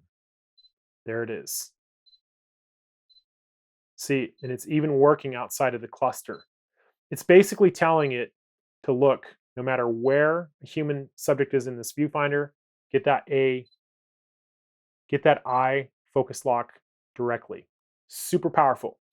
Now, if you are, for example, a sports shooter, I know there's many of you who are interested in back button focusing. How would we set this up? Well, we would look for auto focus on. What that does is this tells this button to engage focusing. We also need to turn off our eye detection if we're using this as just regular back button shooting. So I'm going to turn this to off in this example only. And I also need to remove focusing from the front shutter button, which can also be done. Oh, it's right here. Autofocus with shutter. So this is back button focusing. Now that we have the AF on, this is going to engage focusing depending on which cluster we have. Let's change it to center. And it removes the focusing from the shutter button. Why would you want to do that? It basically gives sports shooters precise control over when the camera is focusing versus when it isn't, so they can maybe reframe and shoot without the camera locking onto the background. If you set up back button focusing and you forget that you've done this, you're going to be like, why is my camera not focusing when I push a shutter button halfway down? It's maddening if you don't remember. So just keep that in mind. If you want to have your halfway shutter button depression work, you're on page 5 out of 14. The menus are very deep and confusing, which is why we've built a table of contents so you can find these subjects a lot easier. So that is some button customizations for eye detection and back button focusing. There's a couple of things I need to point out real quick. I've put a target and then I have my face target here. So that these are at different depths and they're in different focal planes. When I choose a focusing square, flexible spot, I can designate where that square is, but you'll notice nothing's changing. The focus is not changing. And the reason is the camera wants us to engage focusing, in this case with a halfway shutter button depression.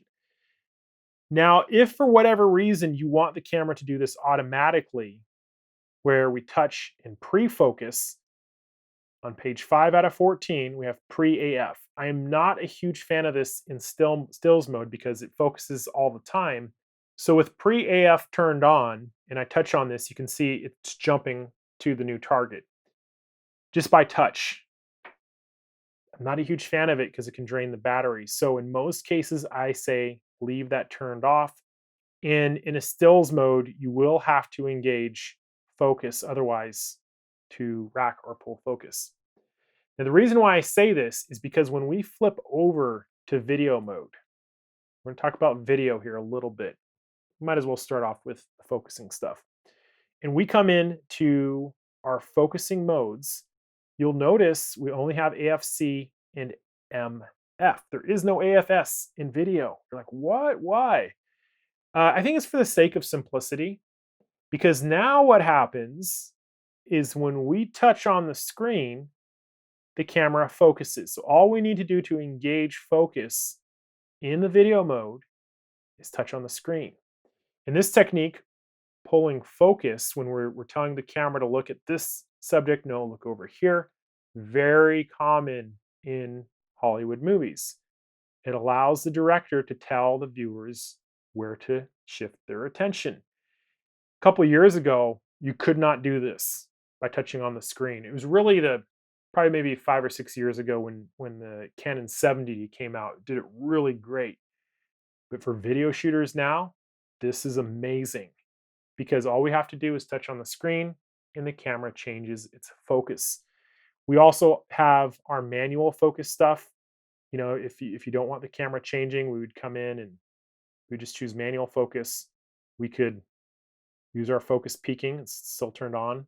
There it is. I don't have the punch-in feature turned on right now, but I use manual focusing all the time for video. You can see now it's on the back. So peaking with manual focus, super powerful for video stuff. Face tracking, we can also do that. Let's just turn it on. Let's just come in here, do this, come into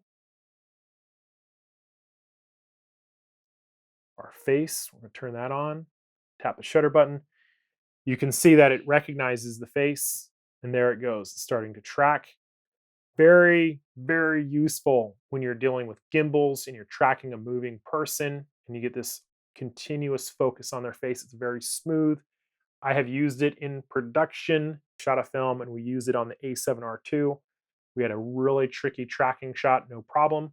Face tracking did it wonderfully. This is 5 years ago, so it's even better now. There are some other techniques that I'll demonstrate on the crash course if there's enough interest, is that what you can do is take a single focusing square and put it somewhere in the frame. Put it on AFC, and whatever is in that square is going to be updated and focused on over and over again. So there's tons of really cool focusing techniques that I can show you on that crash course. So just a quick word on our exposure settings is that we want to choose a shutter speed that is about double our frame rate. So if we're shooting at 30 frames per second, I would go with 1/60th of a second. And then I dial in the aperture I want, and then I adjust with my ISO. And when you're ready to record, you hit the video record button. Get a little timer, right? And this is just the really most basics of shooting video. stop to end video recording. We'll be talking about some of the video record settings in the menu. A couple other things about videos are our quick function menu. We now have over here our audio record level, which determines the amount of gain for the microphone. So the short answer on this is we want to stay in the green range, but if it was too loud, we could come in and we could turn this down, and this is going to lower the audio gain. Gain is like a boost for the audio signal. Something very important to keep an eye on when you are recording video, especially with a mic plugged in. And most of the other settings pretty much apply. We also have this feature down here, touch on, touch screen. Very nice to be able to touch on the screen and use it. You'll notice that we are in the film program mode. I don't like that. I prefer manual when I'm shooting in the video mode. So you'd come in and hit manual exposure. This would allow me to come in and set it up the way I like it. So that is a really quick introduction to video. We'll be talking more about the video settings in the deep menu. Real quick, let's flip back over to our stills mode. So we're in a regular shooting mode, and I want to talk about our metering modes real quick.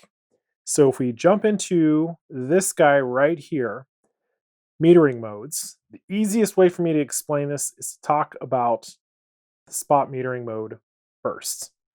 So I'm in manual mode because I want to show you something. Spot metering mode, there is this little black circle in the middle of the screen. So see it right there. Now that you've seen this circle, I'm going to flip it over to aperture priority mode. You can still see the circles there.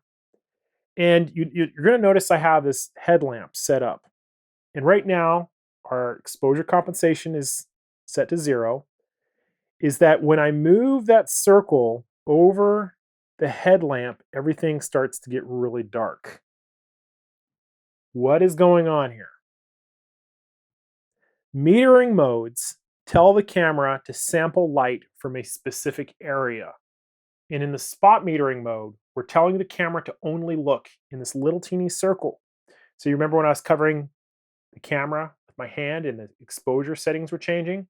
This is what metering modes do, is the camera starts sampling from specific areas. And in this case, that little spot area mode. So this can be pretty handy if you're shooting a heavy backlit subject. Let's say we have light coming in the corners and we want to expose for the front, the face of the person. Well, we would go into spot and we would tell the camera only look at this circle. And that's what metering modes are all about. There are some other metering modes in here. For example, multi, which breaks up the scene into different parts. This is really probably best for beginners. You can see I'm moving and scrolling over the light. Nothing's really changing because we're telling the camera to sample all of the areas.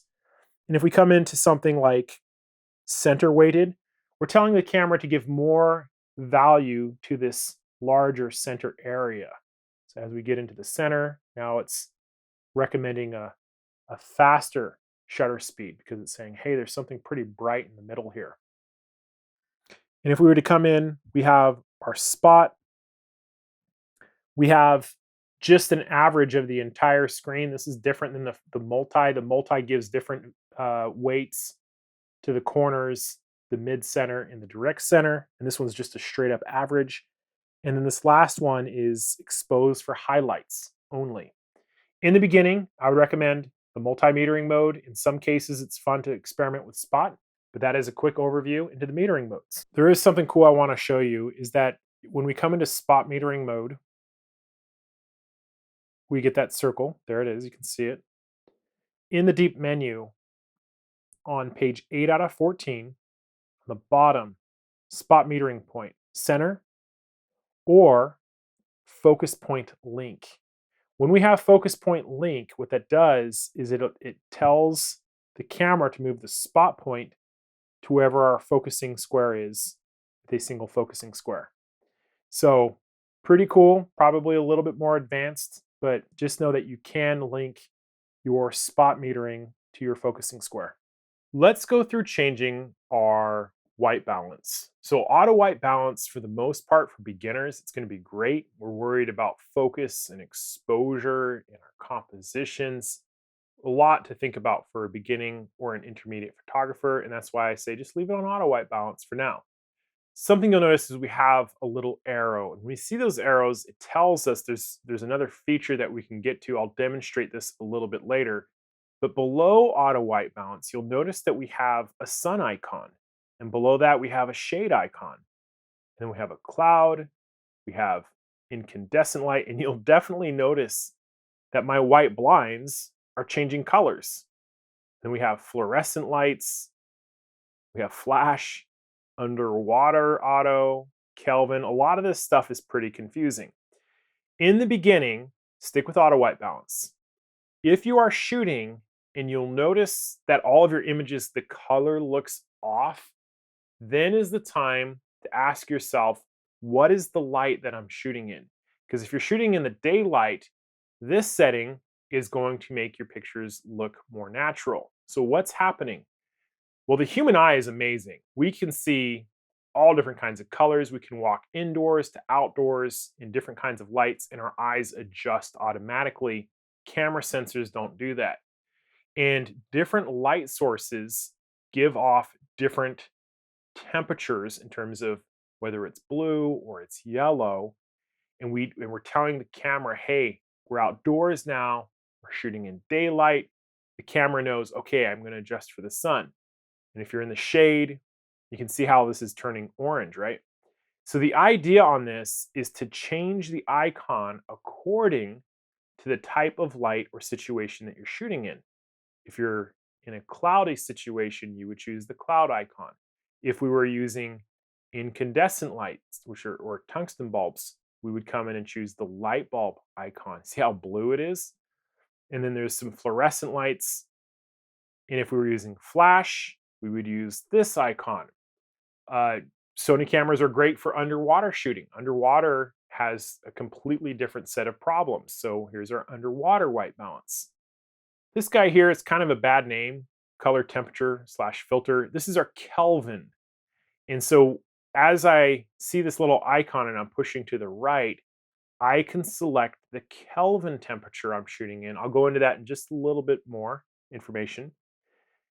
And then we have these last three here, which this icon, little dot above two triangles, is the custom white balance. So if you're shooting in a mixed lighting situation, we could come in and select set.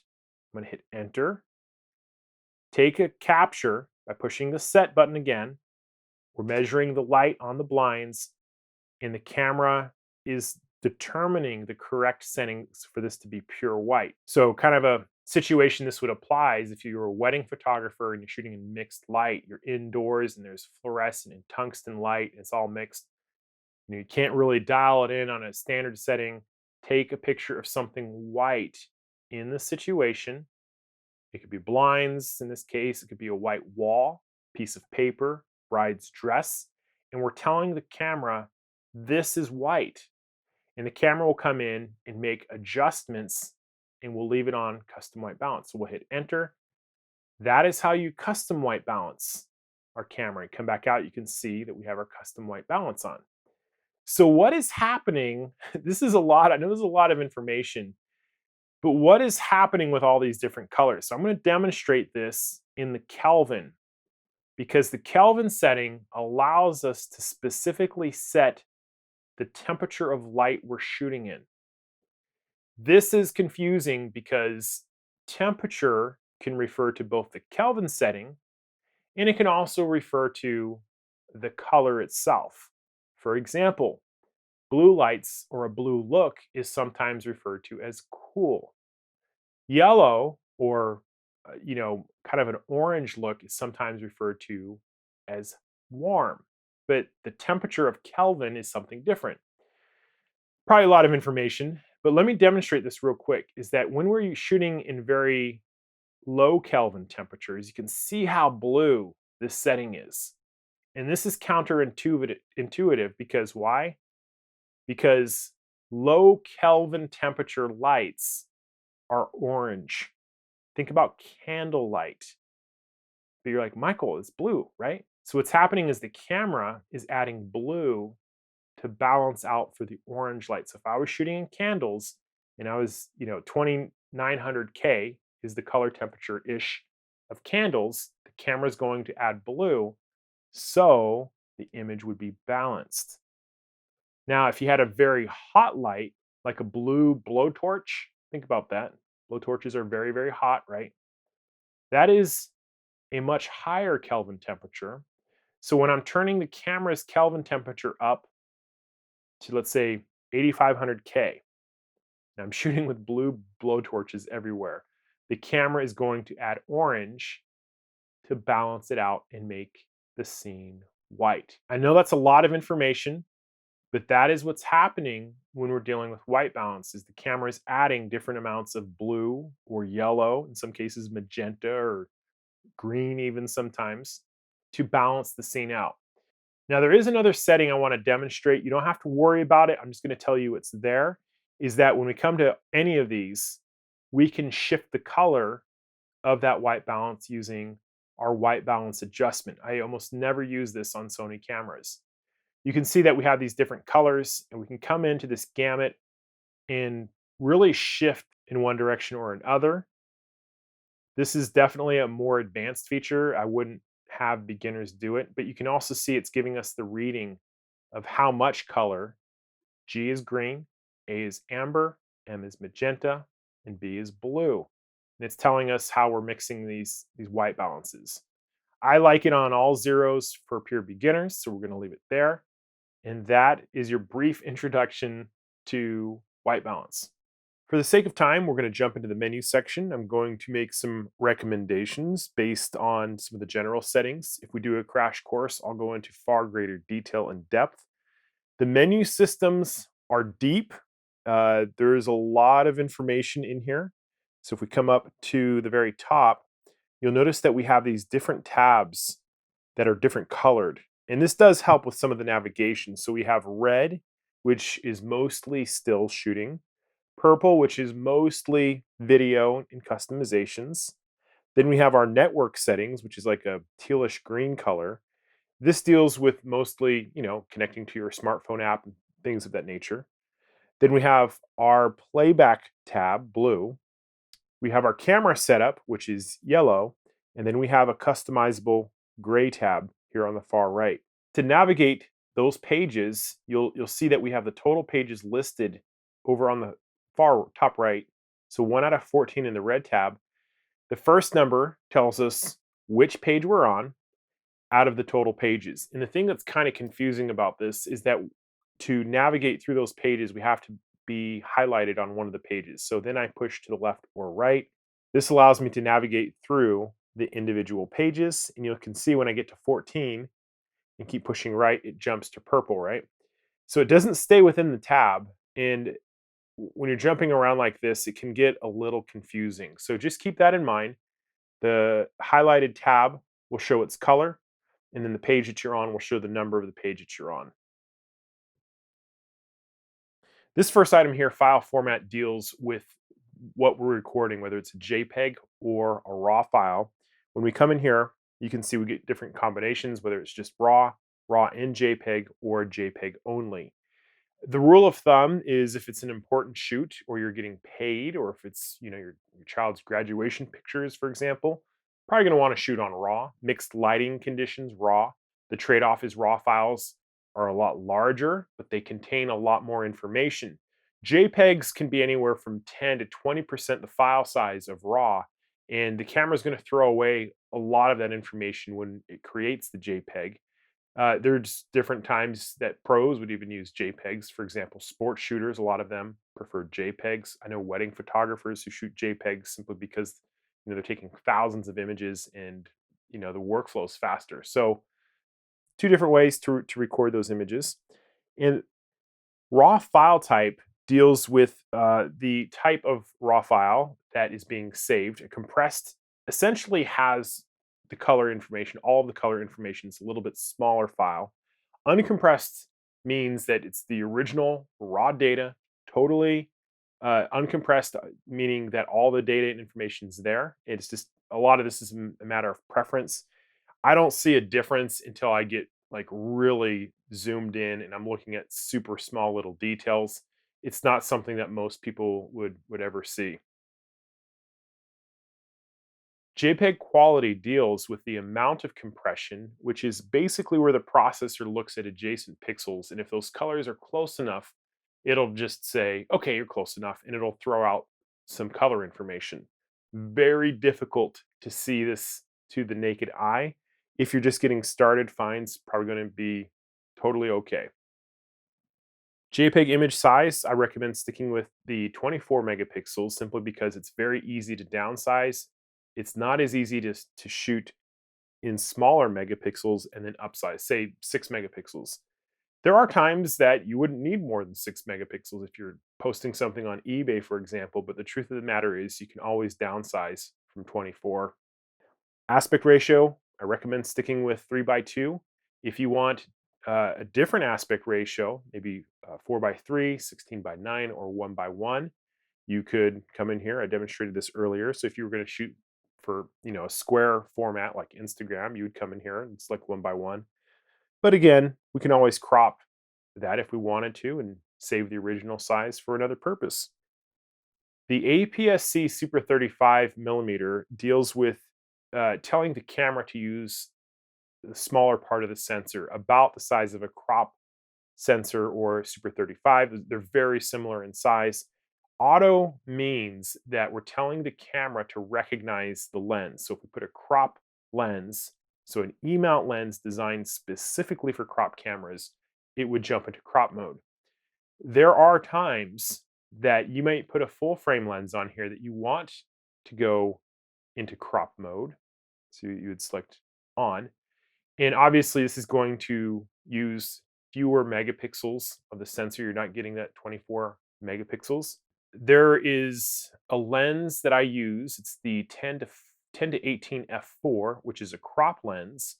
It's a very wide angle, it's very small, and it's also image stabilized. So that is a crop lens that I will use sometimes on a full frame Sony camera. And in those cases, I'll turn it off simply because I know that at 13 or 14 millimeters, I almost get full frame coverage. It's just one of these weird things with these lenses. So it just really depends on what you're doing. You can shoot in crop mode. There's a lot of cool things we can do with it, but just keep in mind this is where we change it. Probably a little bit too much for a pure beginner in the beginning. Leave it on auto, be good to go. So that's the first page. Long exposure noise reduction. Anything over a second tells the camera to clean up some of the noise that might occur in the images. And the same applies for high ISO noise reduction. When we use very high ISOs, we can expect to see a lot of grain. This is a processing feature that helps clean it up a little bit. Color space, we're going to leave it on sRGB unless you're shooting for a magazine and you know what Adobe RGB is, just leave it on sRGB.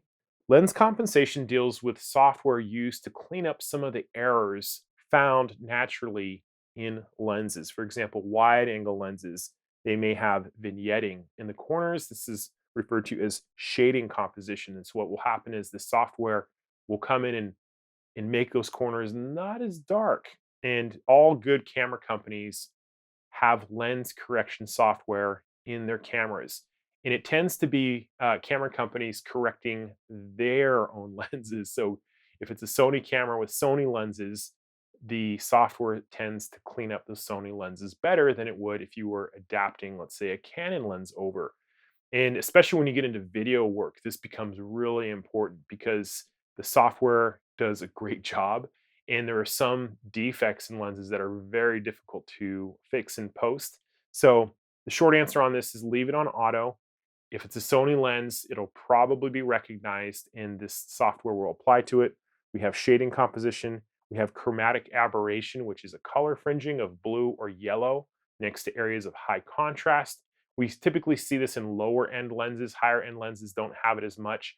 And another thing is you can typically make your aperture smaller, and it will also correct a lot of this. If I had a very wide angle lens, we might get this option of distortion compensation lighting up, but that is what this feature does. Page 3, the drive mode is really what happens after we push the shutter button down all the way. We've covered these already. Single shooting, multiple frame, got our timers. This is just a menu place to access it. We have our bracket settings. We talked a little bit about this when we were talking about the function menu. The bracket settings allow us to add a timer. So we have different timers for the bracketing, 2, 5, or 10 seconds. And it also allows us to determine the order from the even, underexposure, or overexposure, or underexposure, even exposure, overexposure. That's basically plus minus means brighter or darker.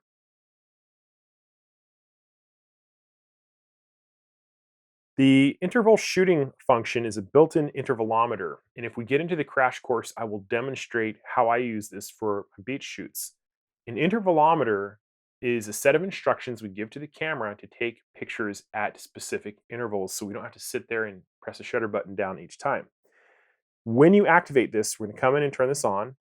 We determine when it starts. Then we determine the amount of time between each shot, up or down. You notice that it's giving us the amount of time that we'd be shooting for. So if we were to shoot 30 shots with 3 seconds between each, it would take 1 minute and 27 seconds. Then we determine the number of shots. We can have auto exposure tracking, and this deals with changes in lighting conditions. There's a second page here, which allows us to shoot silently, and the intervals we can give priority. So when this is all set up, you would come out, tap your shutter button, and you'll notice that we get the intervalometer timer here. So I started it. It's basically telling you how many shots you've taken. And every 3 seconds, we're seeing this little blink. Electronic shutter is working. Buffer is writing to the card. That's the intervalometer. It's a cool feature to know about, probably a little bit more advanced. So to end it, we push the shutter button down again. You need to come in and turn this off so we can talk about some of these other features. Let's talk about the memory positions for our custom settings, our custom mode dial. You'll notice on the mode dial, we have numbers 1, 2, and 3. Those deal with custom saved profiles for our camera. So let's say you shoot birds in flight and portraits, 2 completely different shooting styles, and you don't want to have to readjust, your drive and your focusing modes, maybe your auto white balance, all these settings, you have to change them over every time. So the idea on this is you set up the camera the way you like it, come into this memory setting, and highlight the position of those numbers, 1, 2, or 3, and press the set button, and it will register your settings. So the next time you change your shooting style and you've saved all your settings to 1, you would flip over your dial to the 1 position, and you wouldn't have to reset up your camera. Very useful. It's a huge time saver. Some of you will notice in here that we have some other numbers in here, M1 through 4. Those deal with more like software positions. There's not a physical control that will allow us to jump into those. But let's say we set it up for the way we like bird shooting. Come in here, we're going to save it to M1. The way this works is that when you come into your menu, it's going to be grayed out. But when you turn the mode dial to any of those 3 numbers, 1 through 3, and you come into the menu, now we get the ability to select it in recall. So this recall position deals with these 4 numbers here, 1 through 4.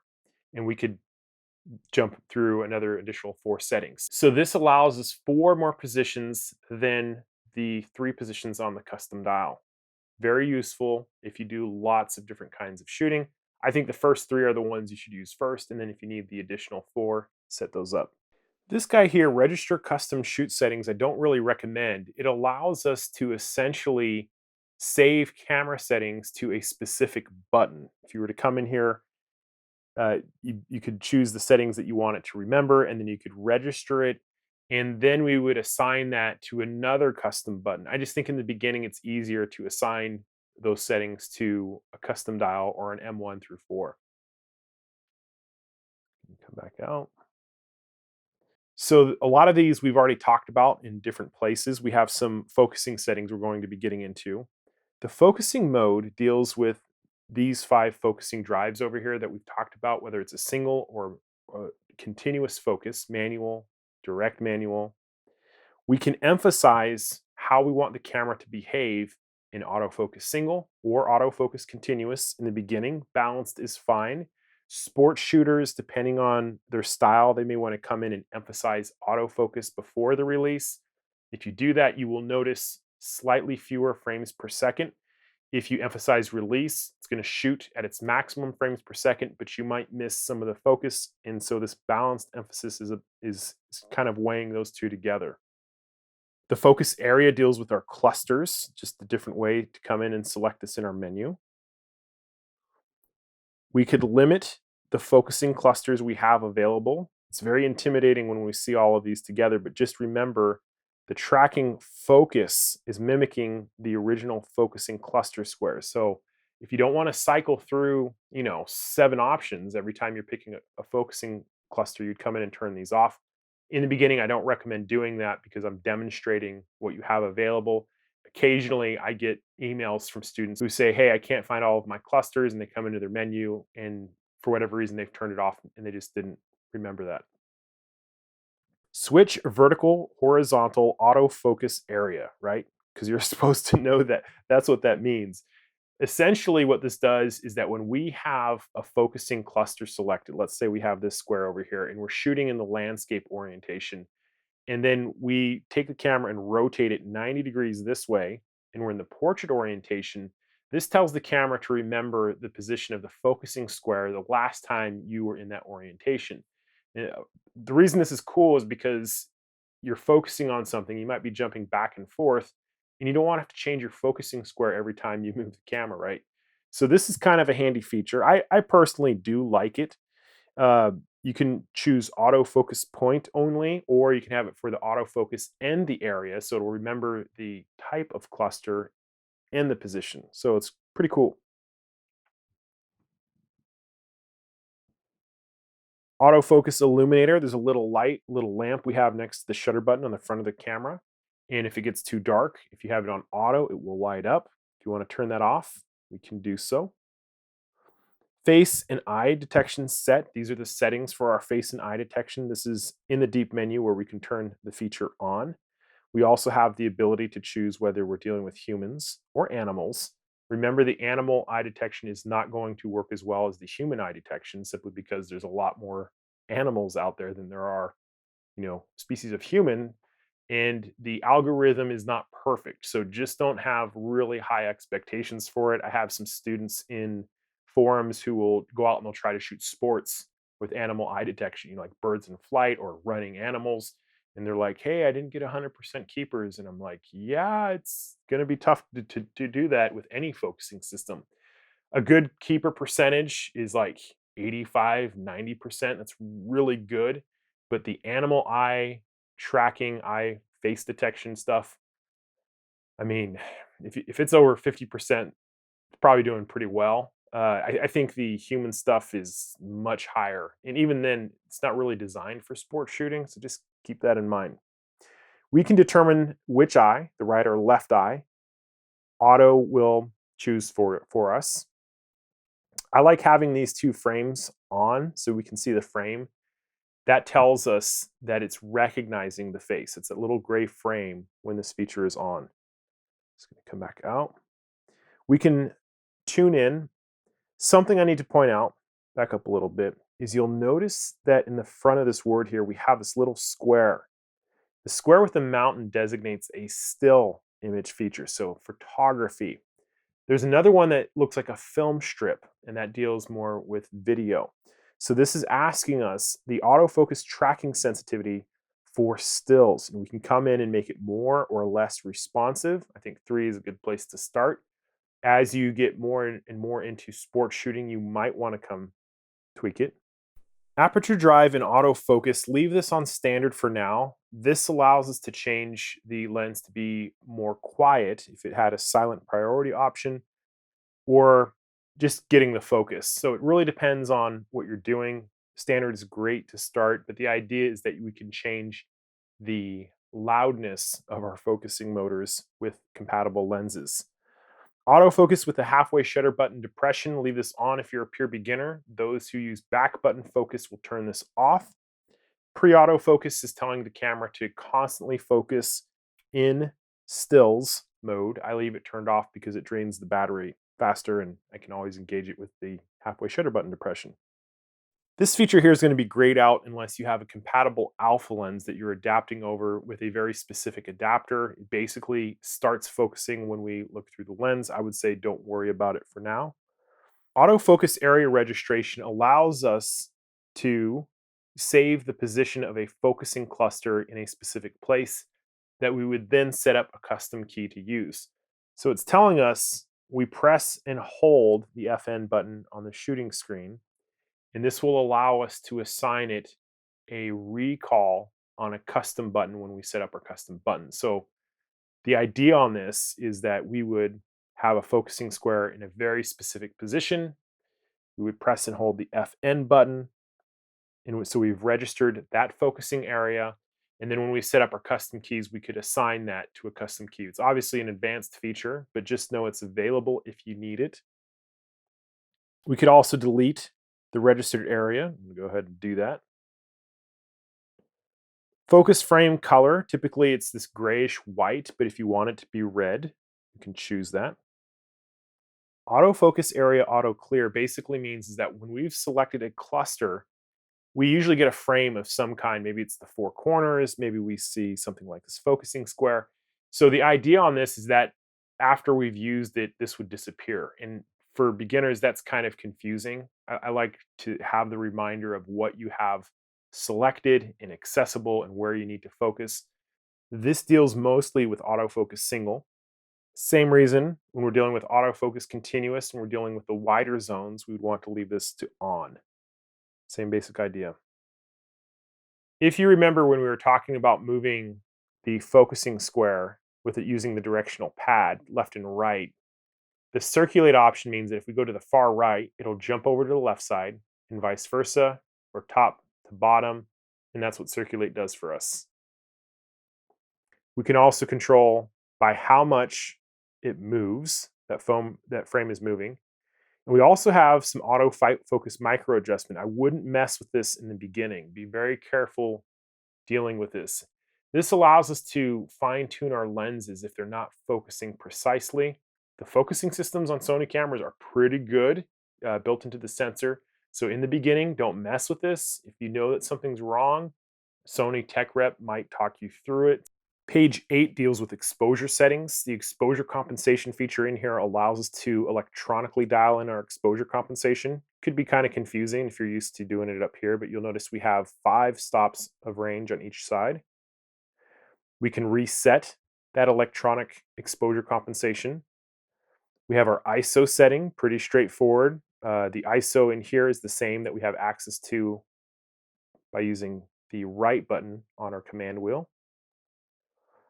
We can also set the range. So it's typically by default should be set up this way, but if you want to limit the range, you could do so, the minimum and maximum values.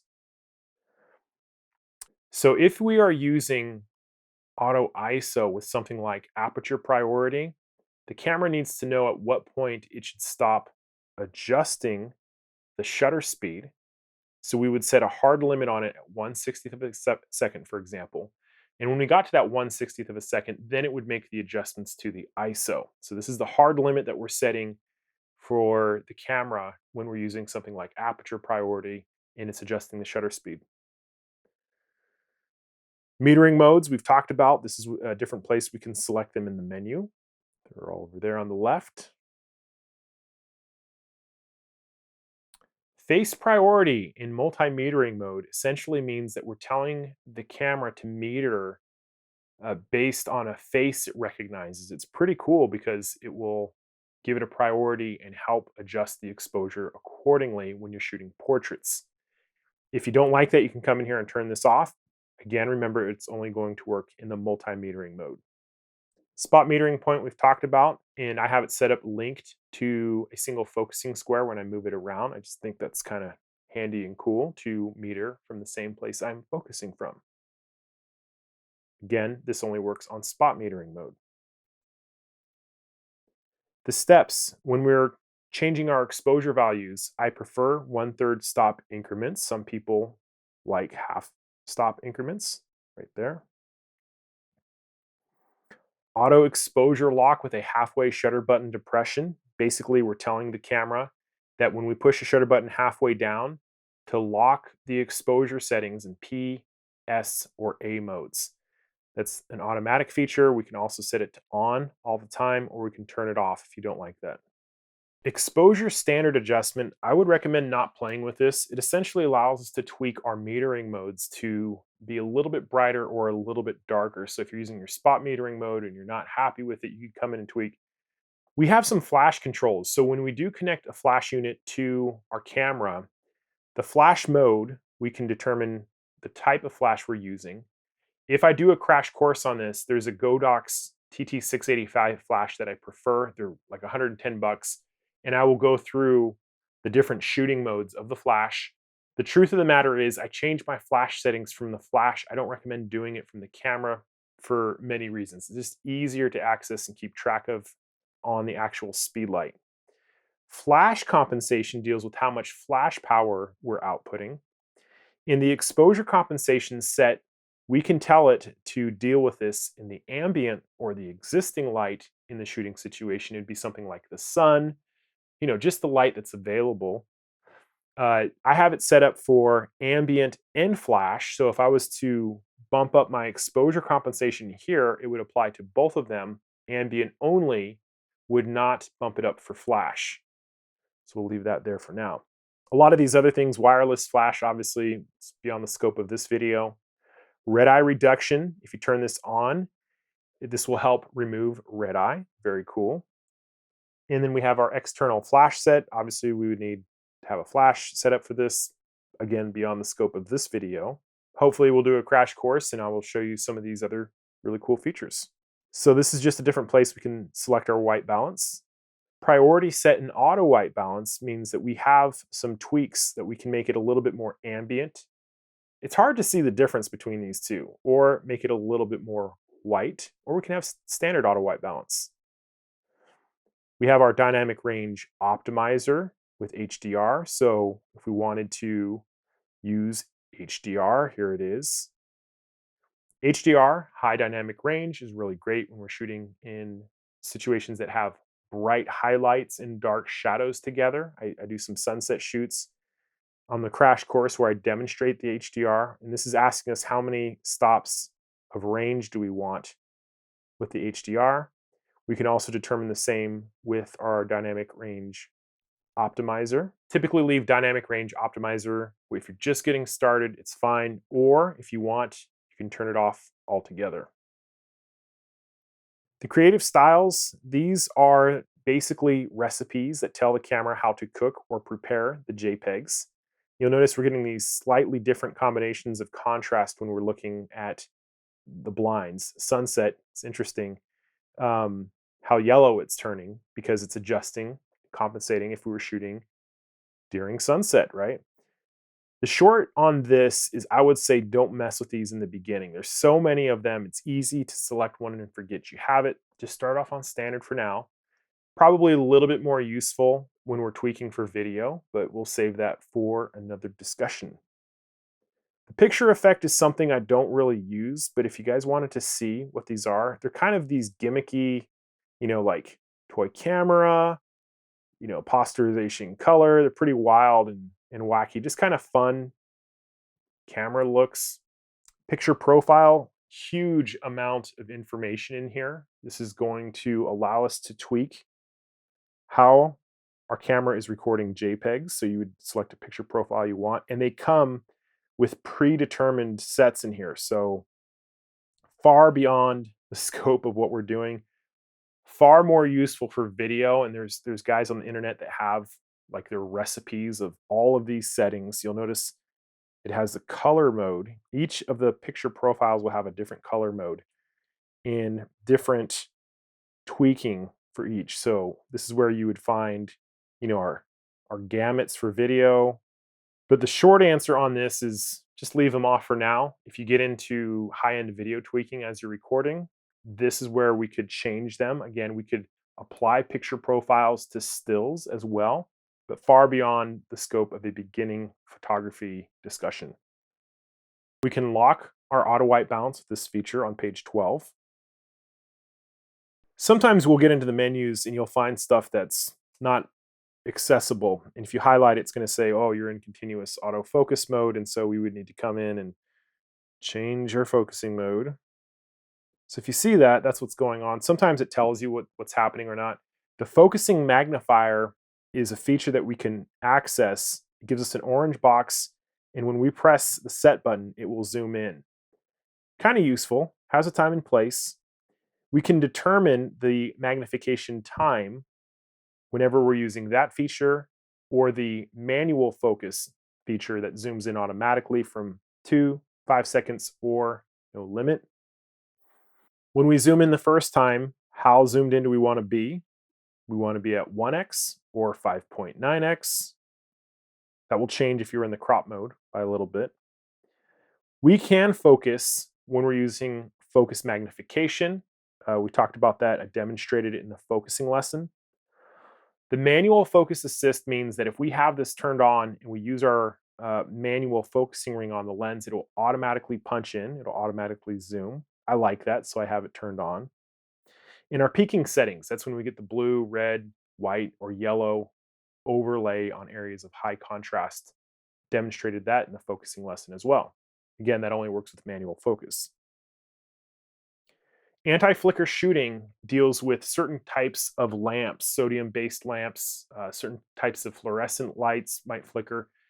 And what you'll see and notice is if you're shooting in a high-speed continuous burst is that the color of the situation you're shooting in is changing from shot to shot. So the flicker shooting feature, anti-flicker, tells the camera to look out for this and time it in such a way that there is consistent exposure and color when shooting with these lamps. That's the idea in practice. When you're actually shooting in those conditions with a high speed burst, we might notice some not quite as many frames per second, but it can be a real saver if there's nothing else that's working. I leave it turned off until I notice it, and I've only used the feature a couple times in my life. Face registration means that we can come in here, set up a new registration. I would need to have a person in front of me, but I could basically say, yeah, that's what I want. We can take a picture of the frame and save it. We can order, delete, or delete all. The idea on this, however, is that we can register faces. So if your kid is at the birthday party and there's 10 kids there, the camera would prioritize your child's face over the other kids. That's the idea of it. It's not always perfect. We can register. So giving this registered faces priority is what that does. We can turn it on or off. Very cool feature. So those are the 14 pages of the red tab. There's a lot of information in there. The first part of the purple tab obviously deals with video recording. Tells us right here, we got some grayed boxes. We're going to flip the mode dial over to the video record icon or the film strip icon, and then we press, and here we go. So you'll notice that this first option here, we are given the ability to choose how our movie mode is working. Most of the time, I recommend manual. We dial in the shutter speed, the aperture, the ISO, and the camera doesn't adjust any exposure settings. There are times when I'm going from very bright situations to very dark situations or vice versa that I will set up the camera in such a way that I have something like auto ISO or maybe, shutter priority because I want to stay within certain frames per second. It's not something I do a lot of, but if I am shooting and changing lighting conditions, this is what it looks like. Probably a little bit more of an advanced technique, but we want the ability of the camera to change the exposure if we're going from very bright to very dark settings quickly, like on a gimbal. Probably beyond the scope of this discussion. The short answer is set it to manual exposure for now. You'll also notice that we have an exposure mode for slow and quick, which if we rotate it to the dial, it should light up. Come back in, and there it is. And again, I'm setting this to manual, slow and quick. Talk about that in just a second. Come back to my regular film strip mode. File format. We have a lot of strange letters and whatnot. The short answer on this is I like recording in 4K, so I'm going to turn this up to 4K, XAVCS 4K, there it is. And when we select 4K, we can come down and we can see the different frame rates. So there's a lot of confusing numbers in here. This middle number deals with the number of frames per second, in this case 30 frames per second. If I'm shooting for YouTube, I am on 30 frames per second. If I am doing more of a film-like project, documentary, I'll probably go 24 frames per second. And the number after it is the data rate, 100 megabits per second. It's how fast data can be written to the memory card. And I always prefer to keep it at the highest setting, so 100. So if you're shooting for YouTube, if you're doing an instructional like this, I would go 30p, 100. If you're doing more of a documentary or maybe a film, storytelling, go for 24. And we cover those techniques in the crash course as well. Get a lot more into that. Proxy recording deals with recording smaller files that are easier to import and easier to edit. So there's actually, when we turn this on, we have two sets of files. We have the full-size files, the video files, and then we have these smaller proxy files that allow us to edit the proxy files and give instructions to edit the full-size files.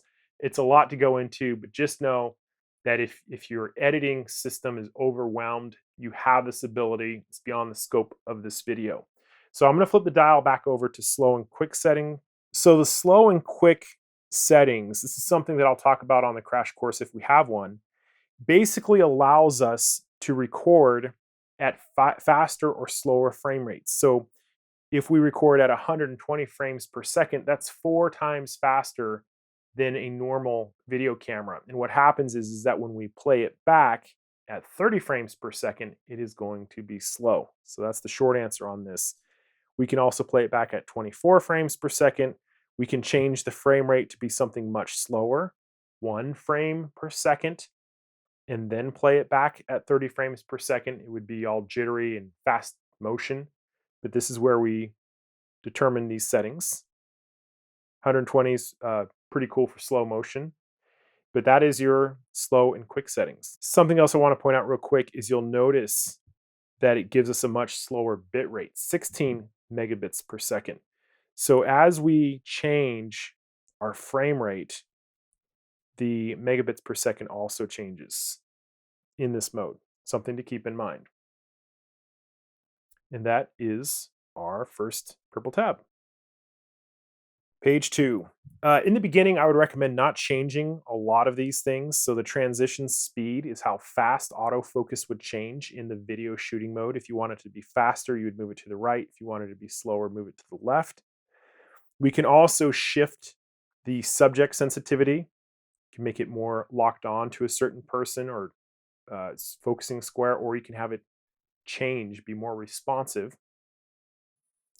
Auto slow shutter is something that I actually turn off. This is something that I don't like my shutter speeds changing or being changed by the camera when I'm recording video. I almost always have my shutter speed locked to twice the frame rate. So if I'm shooting at 30 frames per second, I'm at 1/60th of a second.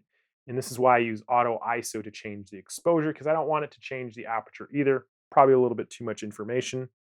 We have initial focus magnification when we're in video mode. We can go from 1 or 4.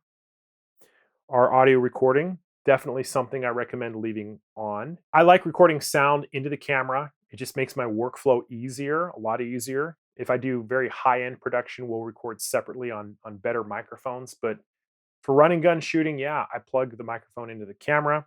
And you should be familiar with setting your levels and keeping an eye on this when you're doing video recording. If you're getting red and your sound is clipping out, you're going to want to turn this down.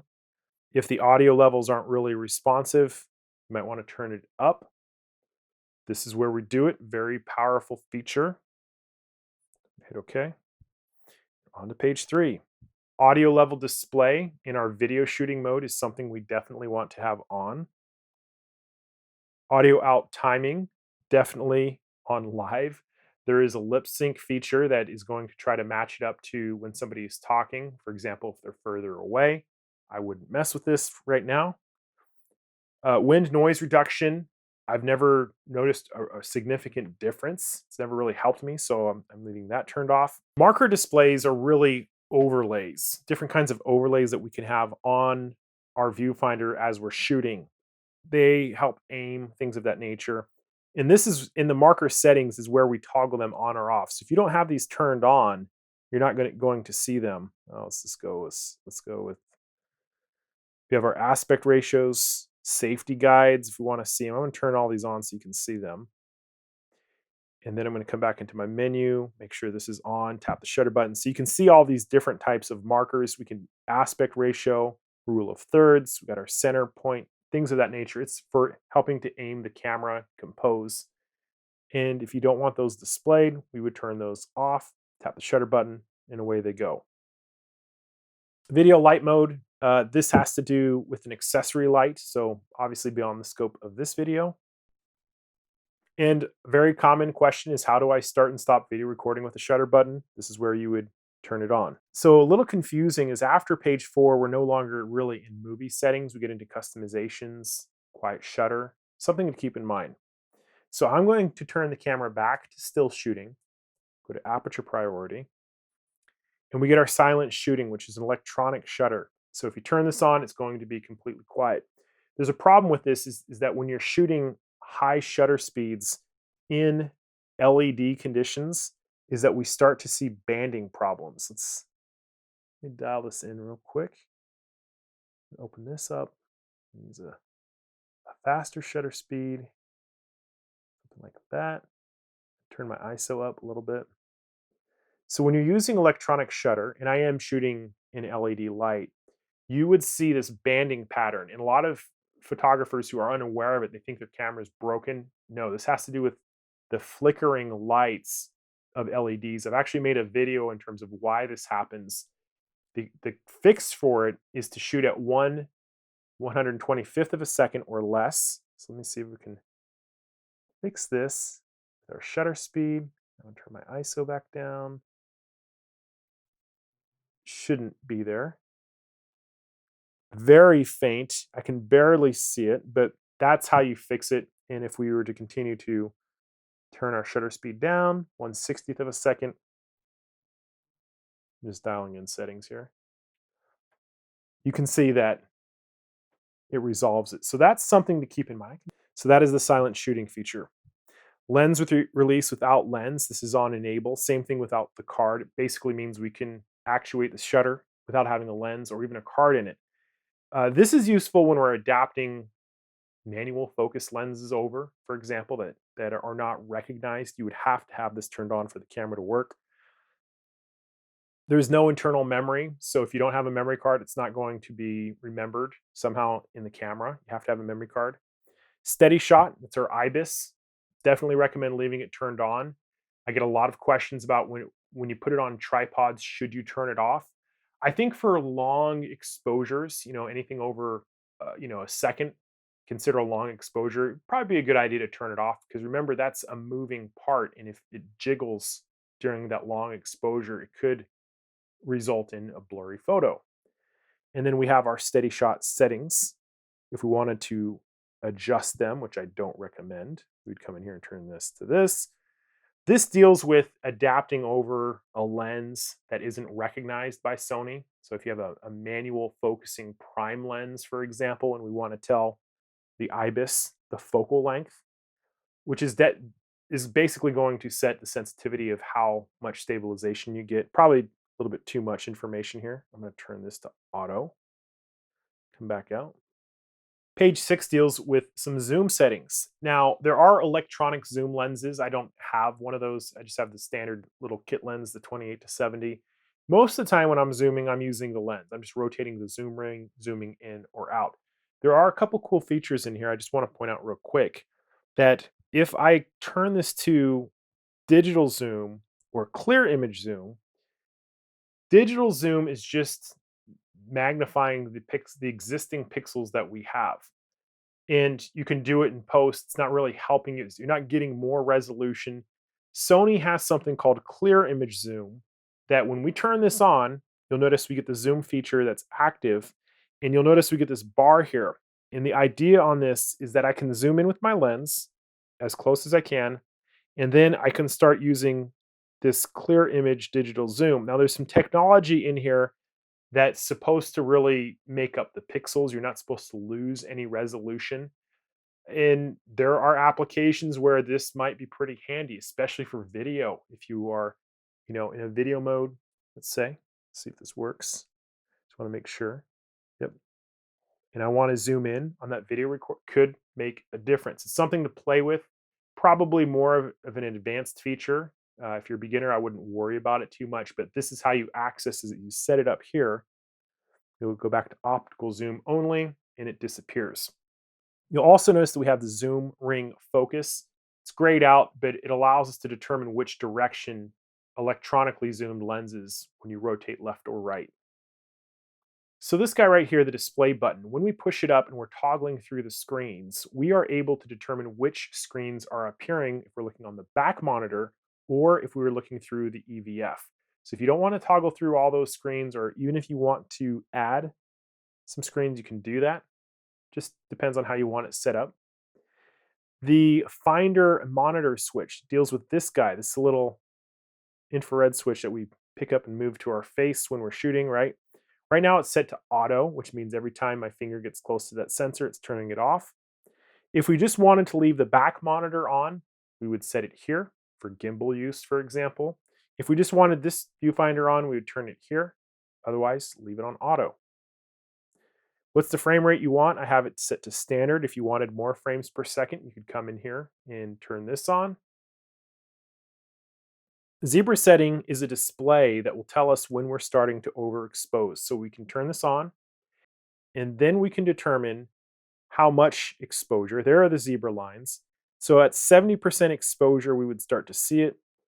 A lot of the people that I know have it turned on to like 95 or even 100, that we won't see those lines until we're actually overexposing. Let's see if we can turn our ISO up. There it is. And that would just be a warning indicator. Hey, it's pure white in here. You might want to change your exposure settings. I'm going to turn this off. Grid line. So we have our rule of thirds. We saw this with some of the displays with video shooting. So we'll just turn this on real quick so you can see. There's the grid. Turn that off. So the exposure set guide is basically when we're changing the settings, we get this overlay that appears. Turn that off for now. Live view display is exposure preview. It's this exposure simulation. It's grayed out because I'm in video mode. I'm going to turn this over to stills mode. In video mode, it's automatic. It's going to happen no matter what. Can't turn it off. Continuous shoot length. This deals with a burst that if we're shooting, we'll get a little bar that will appear over to the left, and it'll tell us basically how fast our buffer is filling up. Kind of a cool feature. And then when we take a picture, do we want it to auto review? And if so, for how long?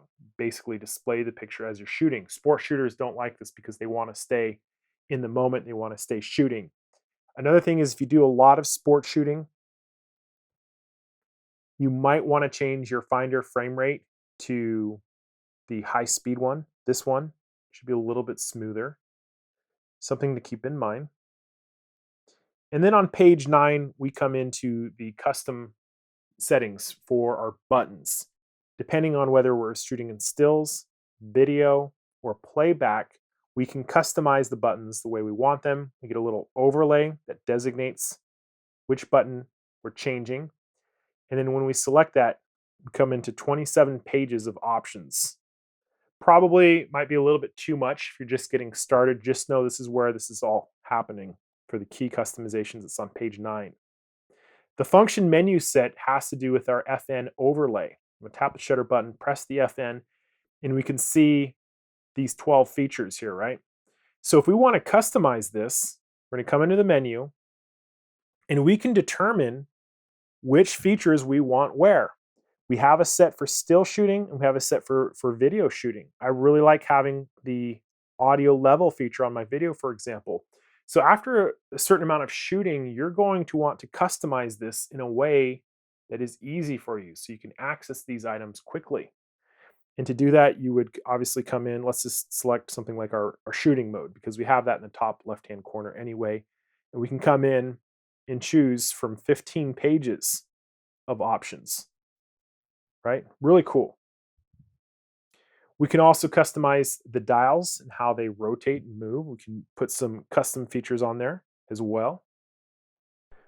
Basically, the idea in here is that you can come in and choose from a number of different settings. I don't really recommend this because it starts getting confusing, but the idea is that you would push a customized button that would allow us to access other controls here. For now, I would just say don't even worry about it. And then we can also control whether, especially in manual mode, which dial is changing which setting. Page 10, we can control the direction of which changes which. So there's a default, and then we can reverse it. We can set up our exposure compensation to work on the dial if we wanted to. I don't recommend that because we have a dedicated wheel up here. It just doesn't make sense to me. Do you remember when I was touching on the screen to focus? We can change how that works. There's one called touch shutter. I don't recommend it simply because then it starts taking pictures every time you touch the screen. We can set this up to be an automatic tracker. I would leave it here for now. If we want to lock our dials and wheels, we can come in here and hit lock. If you do this, rotating these are not going to change any settings. It's very frustrating if you forget that you've done that. I leave it on unlock for the most part. And then that beep signal, do you want to hear a beep? Well, if you don't want to, you can come in and turn it off. So that is the purple tab. We're trying to get through these so we can talk about Wi-Fi, which is mostly in this tab. I'll come back to this when we talk about syncing it with a smartphone and come through here. A lot of these are pretty self-explanatory. We have the ability to protect images on our card so we don't accidentally erase them. We can rotate images by pressing the set button. We could delete images if we wanted to go all of them on a date or multiple images. We could come in and just mark it for deletion. And when we're ready to delete, we would hit enter and it says, do you want to delete those 2 images? They're gone. So if you're doing bulk deletion, I typically don't do that. I like to get them all on the computer and look at the images on a large screen before I delete anything. But if you run out of space and you have no choice, that's a fast way to do it. So we can add 1 through 5 stars in a rating system. Come in here. I'm going to press the set and then rotate to the left or right. These ratings would be respected when we import them to Lightroom or Bridge. Come back out. If we wanted to have a rating set on a custom key, we could do that. So the idea on this is that you would go into the Playback customization buttons and select rating, and this would allow us to add a rating to an image. So I'm going to come out of this for now. We could print from our camera if we were connected to a printer. I think it's just easier to put a memory card into the printer, but you could select multiple images and then you can come down and select the print settings. Just briefly, some of these features are kind of nice. You can enlarge images. The photo capture allows us to export a frame from video if you have a video file. Then you can enlarge images, magnify them. We have the continuous playback for our intervalometer. So the slideshow feature will allow us to use the camera to play back images directly from the memory card. We would plug an HDMI cable from the camera to a TV, choose our settings. So we could loop it, what's the interval, and then we'd hit enter, and then it would start playing the images. Kind of a fun feature. The view mode, when we're playing back images, how do you want to view? I have it by date view. We could also go by folder or what type of video file format we have. Different ways to play back. So if you wanted to view by date, you can come into the calendar mode. If you wanted to look by stills, and then we have the formats over here. Image index. So when we're displaying the grid here, do you want it to be 9 images or 25 images? I think 9's good. There they are. If we wanted to go with 25, there those are. Display as a group, I like this on default. Display rotation, yes, I think it's a good idea. Otherwise, when you shoot portrait, it's not going to have it rotated. And then we have the ability to jump by rotating the dial. And it's asking, do you want to jump one by one or by 10, by 100, by protected images? This allows us to scroll through images more quickly. For example, if we were by 10, just leave it on 1 for now. And that is a quick overview of the blue tab. Jumping into the yellow, which is the camera settings, a lot of these are pretty straightforward. We have the ability to change our monitor and viewfinder brightness. When they're set to auto, the camera will do it automatically, obviously. When we come into the manual settings, we're able to adjust the brightness up or down. And on the viewfinder brightness, it wants us to look in the viewfinder as we're adjusting this. But on certain, bright sunny days, obviously we may want to turn it up or down depending on what we need. We can also change the color temperature for the viewfinder in here, telling us to look at the color.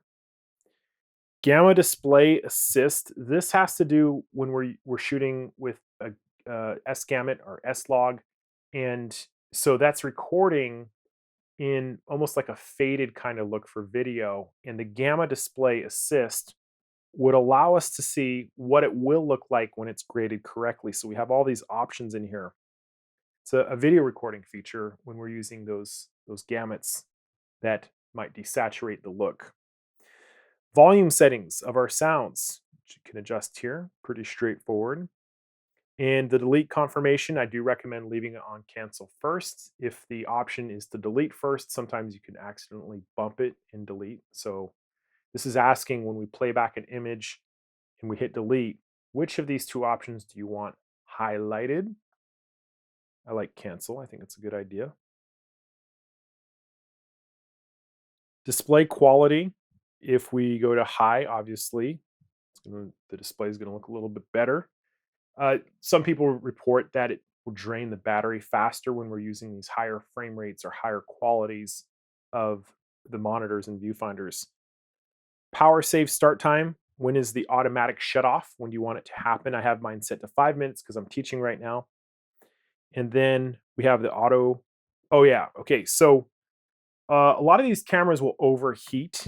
They'll get hot, and this auto power off temperature basically means if your camera is overheating a lot, you can turn it on to high and it won't turn off until it gets really hot. That's basically it. If you're in the US, we're obviously using NTSC.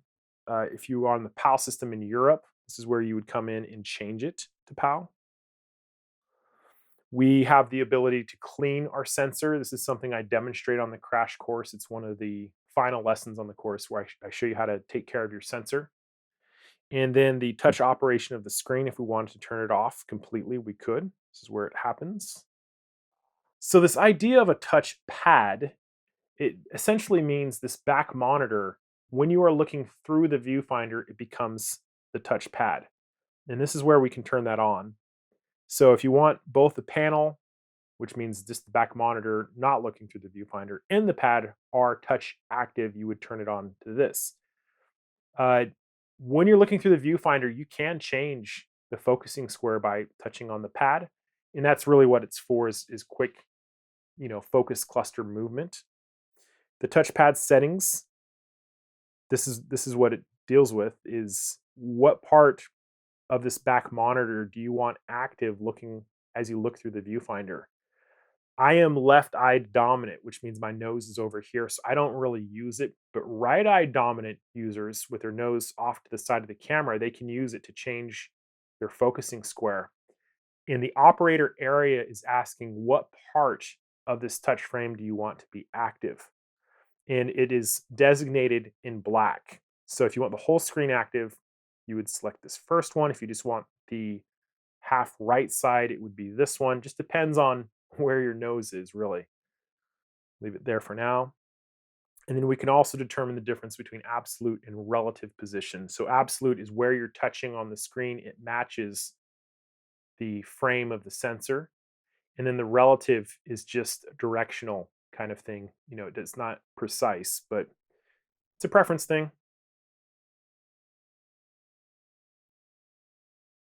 Let's see, probably a lot to go into. So the TCUB settings, this is for video recording. It allows us to determine how we set up our counters. Probably a little bit more information than a beginner would want. Our HDMI settings, this determines the output of our HDMI. We can determine 60 or 24p. If you have a Ninja 5, you may want to come in here and play with this. Time code output, do we want to output the time code or do we want a clean output? We would turn this off. I demonstrate a lot of these techniques on the crash course. The 4K output select will not be highlighted until we plug in an HDMI cable. And this feature is going to allow us to determine where 4K should be directed, whether it's the HDMI cable only or a combination of the cable and the card, so you can record simultaneous.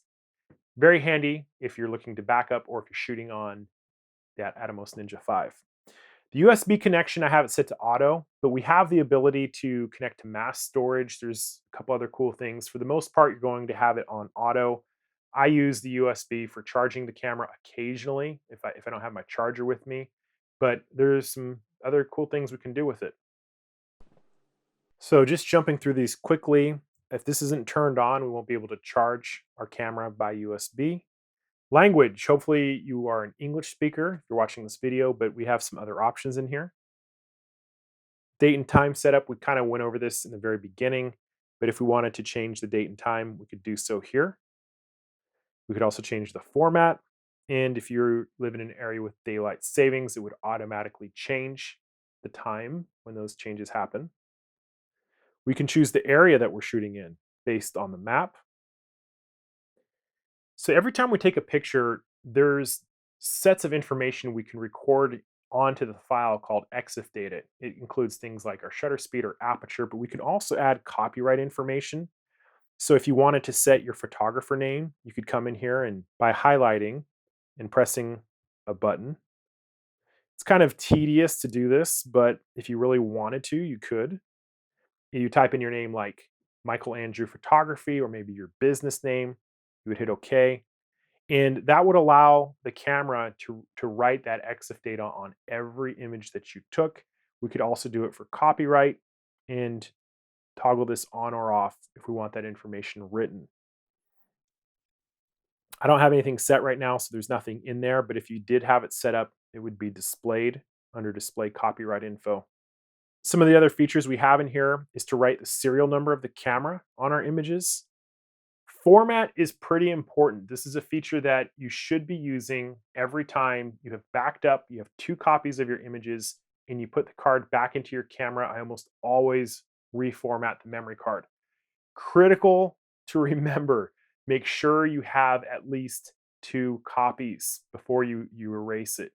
So when I upload, I have 2 hard drives, and I also share a hard drive with my assistant. We sync it through Dropbox, and he has copies of everything that I shoot. So we really have 3 copies. And the reason is hard drives fail. Sometimes you're going to have a hard drive that's going to fail, and you want to have a backup. Some people do it on the cloud, but make sure you always have 2 copies. I have a friend who lost a hard drive. All of their kids' pictures are gone from like 10 years. So just keep that in mind. We can select which folder we're recording to if we have multiple folders. Right now, I just have the one. This is where we can create a new folder. So we have a new folder, and if I come back up here, we should see 2 folders. You can see the number changing in front of it. Probably a little tedious. I just shoot to all one folder and then go in. But if you had 2 important shoots, you may want to separate them. And then our file and folder settings, we can do a series. We can set the file name, 3 digits, depending on whether we're using sRGB or Adobe RGB. So you get the little underscore here on Adobe RGB. We can name our folder by standard name or by date. So these are just folder customization options. So the file settings allow us to change some limited parts of the file, how it's recorded, reset the series.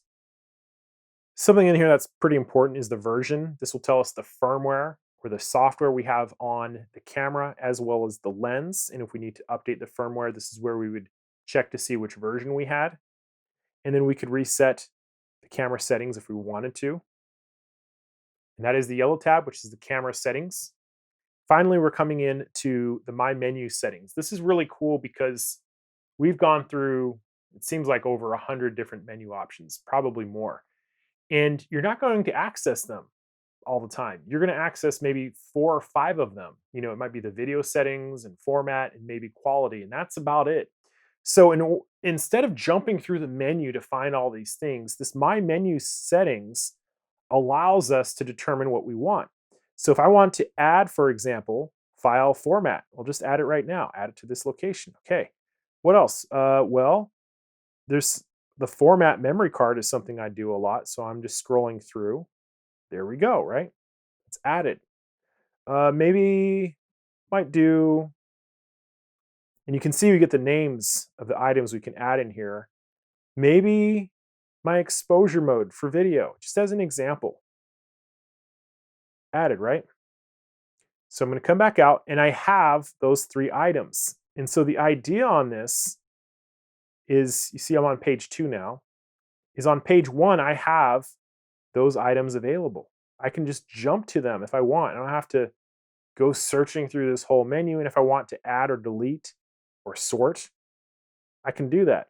Say, okay, I'm going to move file format. I'm going to move it down here. And then the My Menu would respect that. So it's a really cool way to organize your files. It's not highlighted because I'm on video. Come back out. That is a great way to organize it. And then we can delete an item. We can delete a page. We can delete all of them.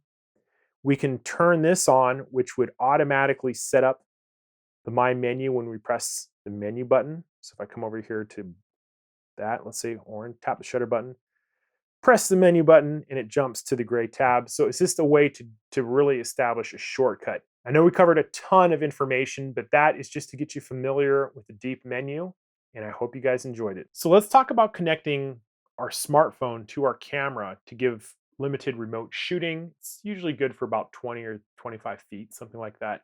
In the past, Sony had other apps. Play Memories app, I think was the last one. This one is called the Imaging Edge Mobile. You can download it from the Apple App Store. Should be a similar one on the Google Play Store. I'm going to demonstrate this on an iPhone 10.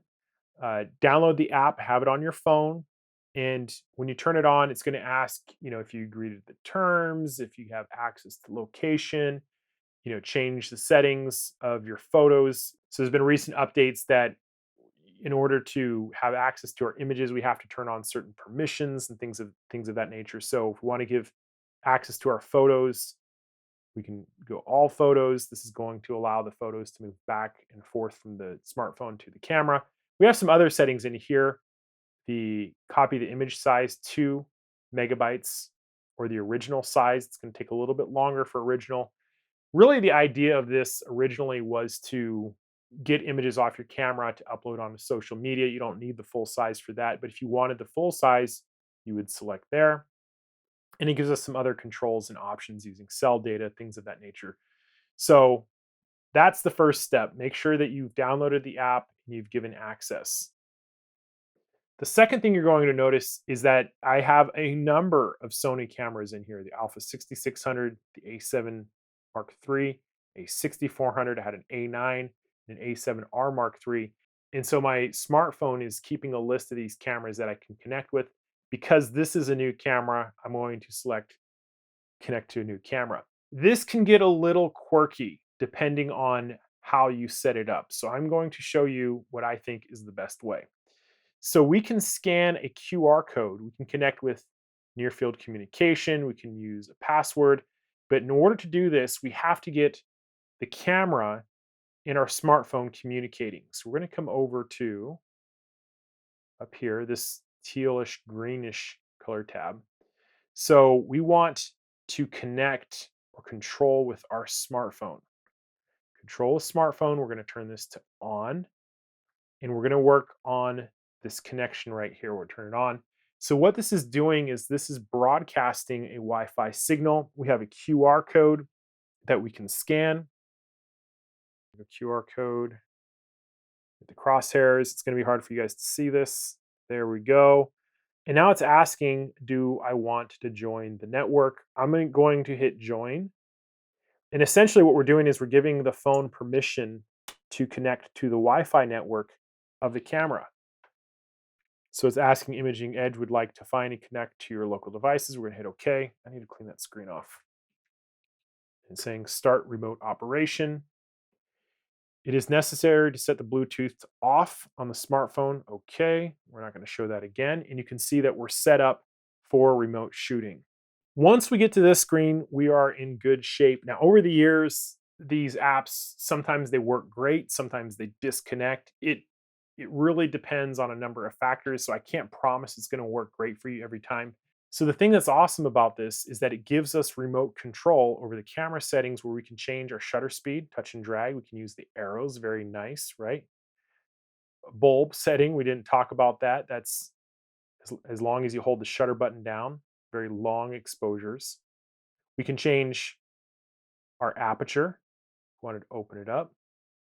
We could change our ISO, bump that up. So we have control over our exposure modes. I'm in the manual mode, so if we flip the camera over to aperture priority, it's taking a second to think about it. There it is. We can change our exposure compensation in real time. Pretty nice. We could change our focusing mode. So we'll go single focus. We can take a picture. So you can hear it focusing. Takes the picture. We have auto exposure lock if we wanted to. We could change our display, change our metering mode. So we have a lot of really nice controls in here. This looks to be improved. It looks to be better than the last time I saw Sony's app. We can come into this little menu and we're given a number of options. Look at all the options that we have that we can change. So they have added a ton of features that we can change and adjust. Obviously, we've gone through these on the camera. I'm not going to go through all of them now.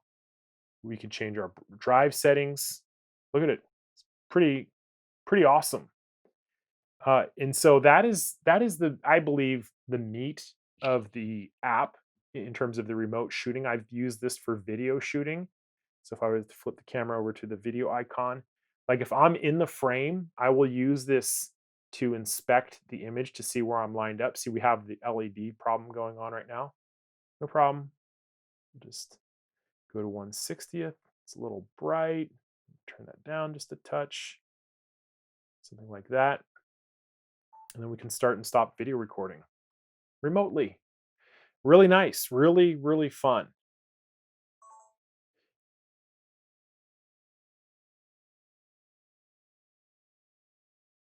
We don't have quite as many options for remote video shooting. That's okay. And we can even rotate the display. If we want to play our images back, we can do so here. We get some information about the date and time, which number we should be able to rate them. Up here, this eye gives us some EXIF data about the file, including the focal length of the lens. Very nice. We can go from a grid display. These are some images I took when I was deployed over on the Big Island. We were responding to the volcano over there. So something you're going to notice pretty quick is that even though we have all of these great features, there's not an easy way to leave this particular feature short of resetting the app or disconnecting in the menu. So if we reset the app, now we're back out to this main menu. So it's kind of this weird thing. I think this is probably being done to prevent people from being accidentally kicked off of the app. Because when we come back out to the main app, we have a number of other settings in here, including linking our location. If we wanted to do that, we could. The camera remote power on off, we could turn it on or off if we wanted to. We can view the transferred images, and if we wanted to download, we would press the download button. And you'll notice that we don't have access to this menu feature easily. So maybe it's something that's in the app that Sony hasn't addressed. Maybe it's for connectivity reasons. We have settings in here. Lots of cool things, right? But it's kind of weird that when we come into the app and we connect the remote operation, we start it, we can't easily leave this. We can't go back to that menu short of disconnecting. So I wonder, what the reason is for doing that, but it's improved. It seems more stable than in past iterations of it. The thing about these apps is that there are updates, and even by the time I publish this, there may be an update within a week or two. So this is the most current version of it. I am asking myself the question, why does Sony not want us to be able to jump in and out of the main menu from the live view shooting menu? Maybe that update's coming. I don't know. So one last side note is that after we've connected and we're done using the mobile app, be sure to come into the menu where we connected and turn this to off. Otherwise, our camera is going to be broadcasting a Wi-Fi signal and it will drain your batteries a lot faster. So just remember to turn it off when you're done. So ladies and gentlemen, that is a quick introduction to remote shooting and some of the features of the Imaging Edge mobile app from Sony, and I hope you enjoyed it. Let's talk about some of the accessories you're going to need for your Sony A7C. Number one, probably the most important accessory is going to be a tripod, and tripods can be very expensive. I personally spend about $400 just for my tripod legs. I know that's a lot, but you have the legs, and there's also something called the head that fits on top of the tripod legs. I personally use the 496 RC2 or its equivalent from Bogen Manfrotto as my ball head, and I use the higher end carbon fiber legs. That setup could be $500 or $600. If you're looking for something under $100, the best tripod I found I actually sell on my store. I will put that link in the description. If you're looking for something kind of in between, carbon fiber with a ball head, I like the Bogen Manfrotto Be Free. It comes together as a set. It's a little bit lighter weight, but it should be enough. And those range from 150 to about 250, depending on which one you get. So as you know, I have my own filter line coming out in first quarter of 2021. Filters. When you buy your camera, the camera salesman or your checkout page is going to try to push different kinds of filters onto you. At some point, you're probably going to want to get a polarizer if you do landscape shooting. If you don't do landscape shooting, you may not want it. I have a fantastic polarizer, the Maven Blue polarizer. It's blue ring, easy to identify, and it's blues to help you remember. You're going to use it for skies or reflections on water. The other kinds of filters you should be aware of are ND filters, and these come in different strengths or intensities, and their purpose is to reduce the amount of light coming into the camera. If you do a lot of video work, I would recommend the 3-stop ND filter. It is completely color neutral, so you can throw it on your camera. You don't have to worry about crazy white balance problems. If you do longer exposures, you're probably going to want to take a look at the 6-stop ND filter. That one is purple. And if you do any long time daylight exposures, you're probably going to want to look at the 10-stop Maven filter. It is gold to remind you to use it during the daytime in heavy sunlight. So quick question about UV filters. For the most part, I don't recommend them. UV filters are really splash and spray protectors to protect the front of your lens. They don't really offer great physical protection. Your lens hood is better for that. But when I'm using my very nice lenses down by the beach and I'm dealing with sand and dust and dirt or sea spray, yeah, I put a splash guard on it. And the Maven splash guard will also be coming out later this year. It's a very high-end splash guard. You may not need it for what you're doing. If you just want something cheap, just buy a lower end one, throw it on your lens. The Maven is silver, makes it easier to identify. For flash systems, Sony has some very expensive flash units. I personally like the Godox TT685S. I demonstrate how to use that on my crash courses. So again, remember, if you want the advanced course, go to my blog, let me know. I need to see a certain number of people interested before I will make that. Which brings us to a quick discussion about lenses. There's something really important to remember about Sony lenses. It is the E-mount.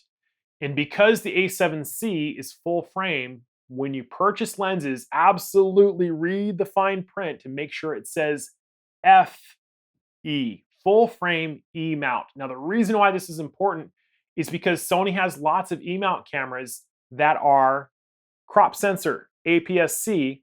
And if you use those lenses on your full frame, A7C, you're going to get cropped image. It's going to be blurry and dark around the corners. So we want to make sure that we're using full frame E-mount lenses to take advantage of our sensor.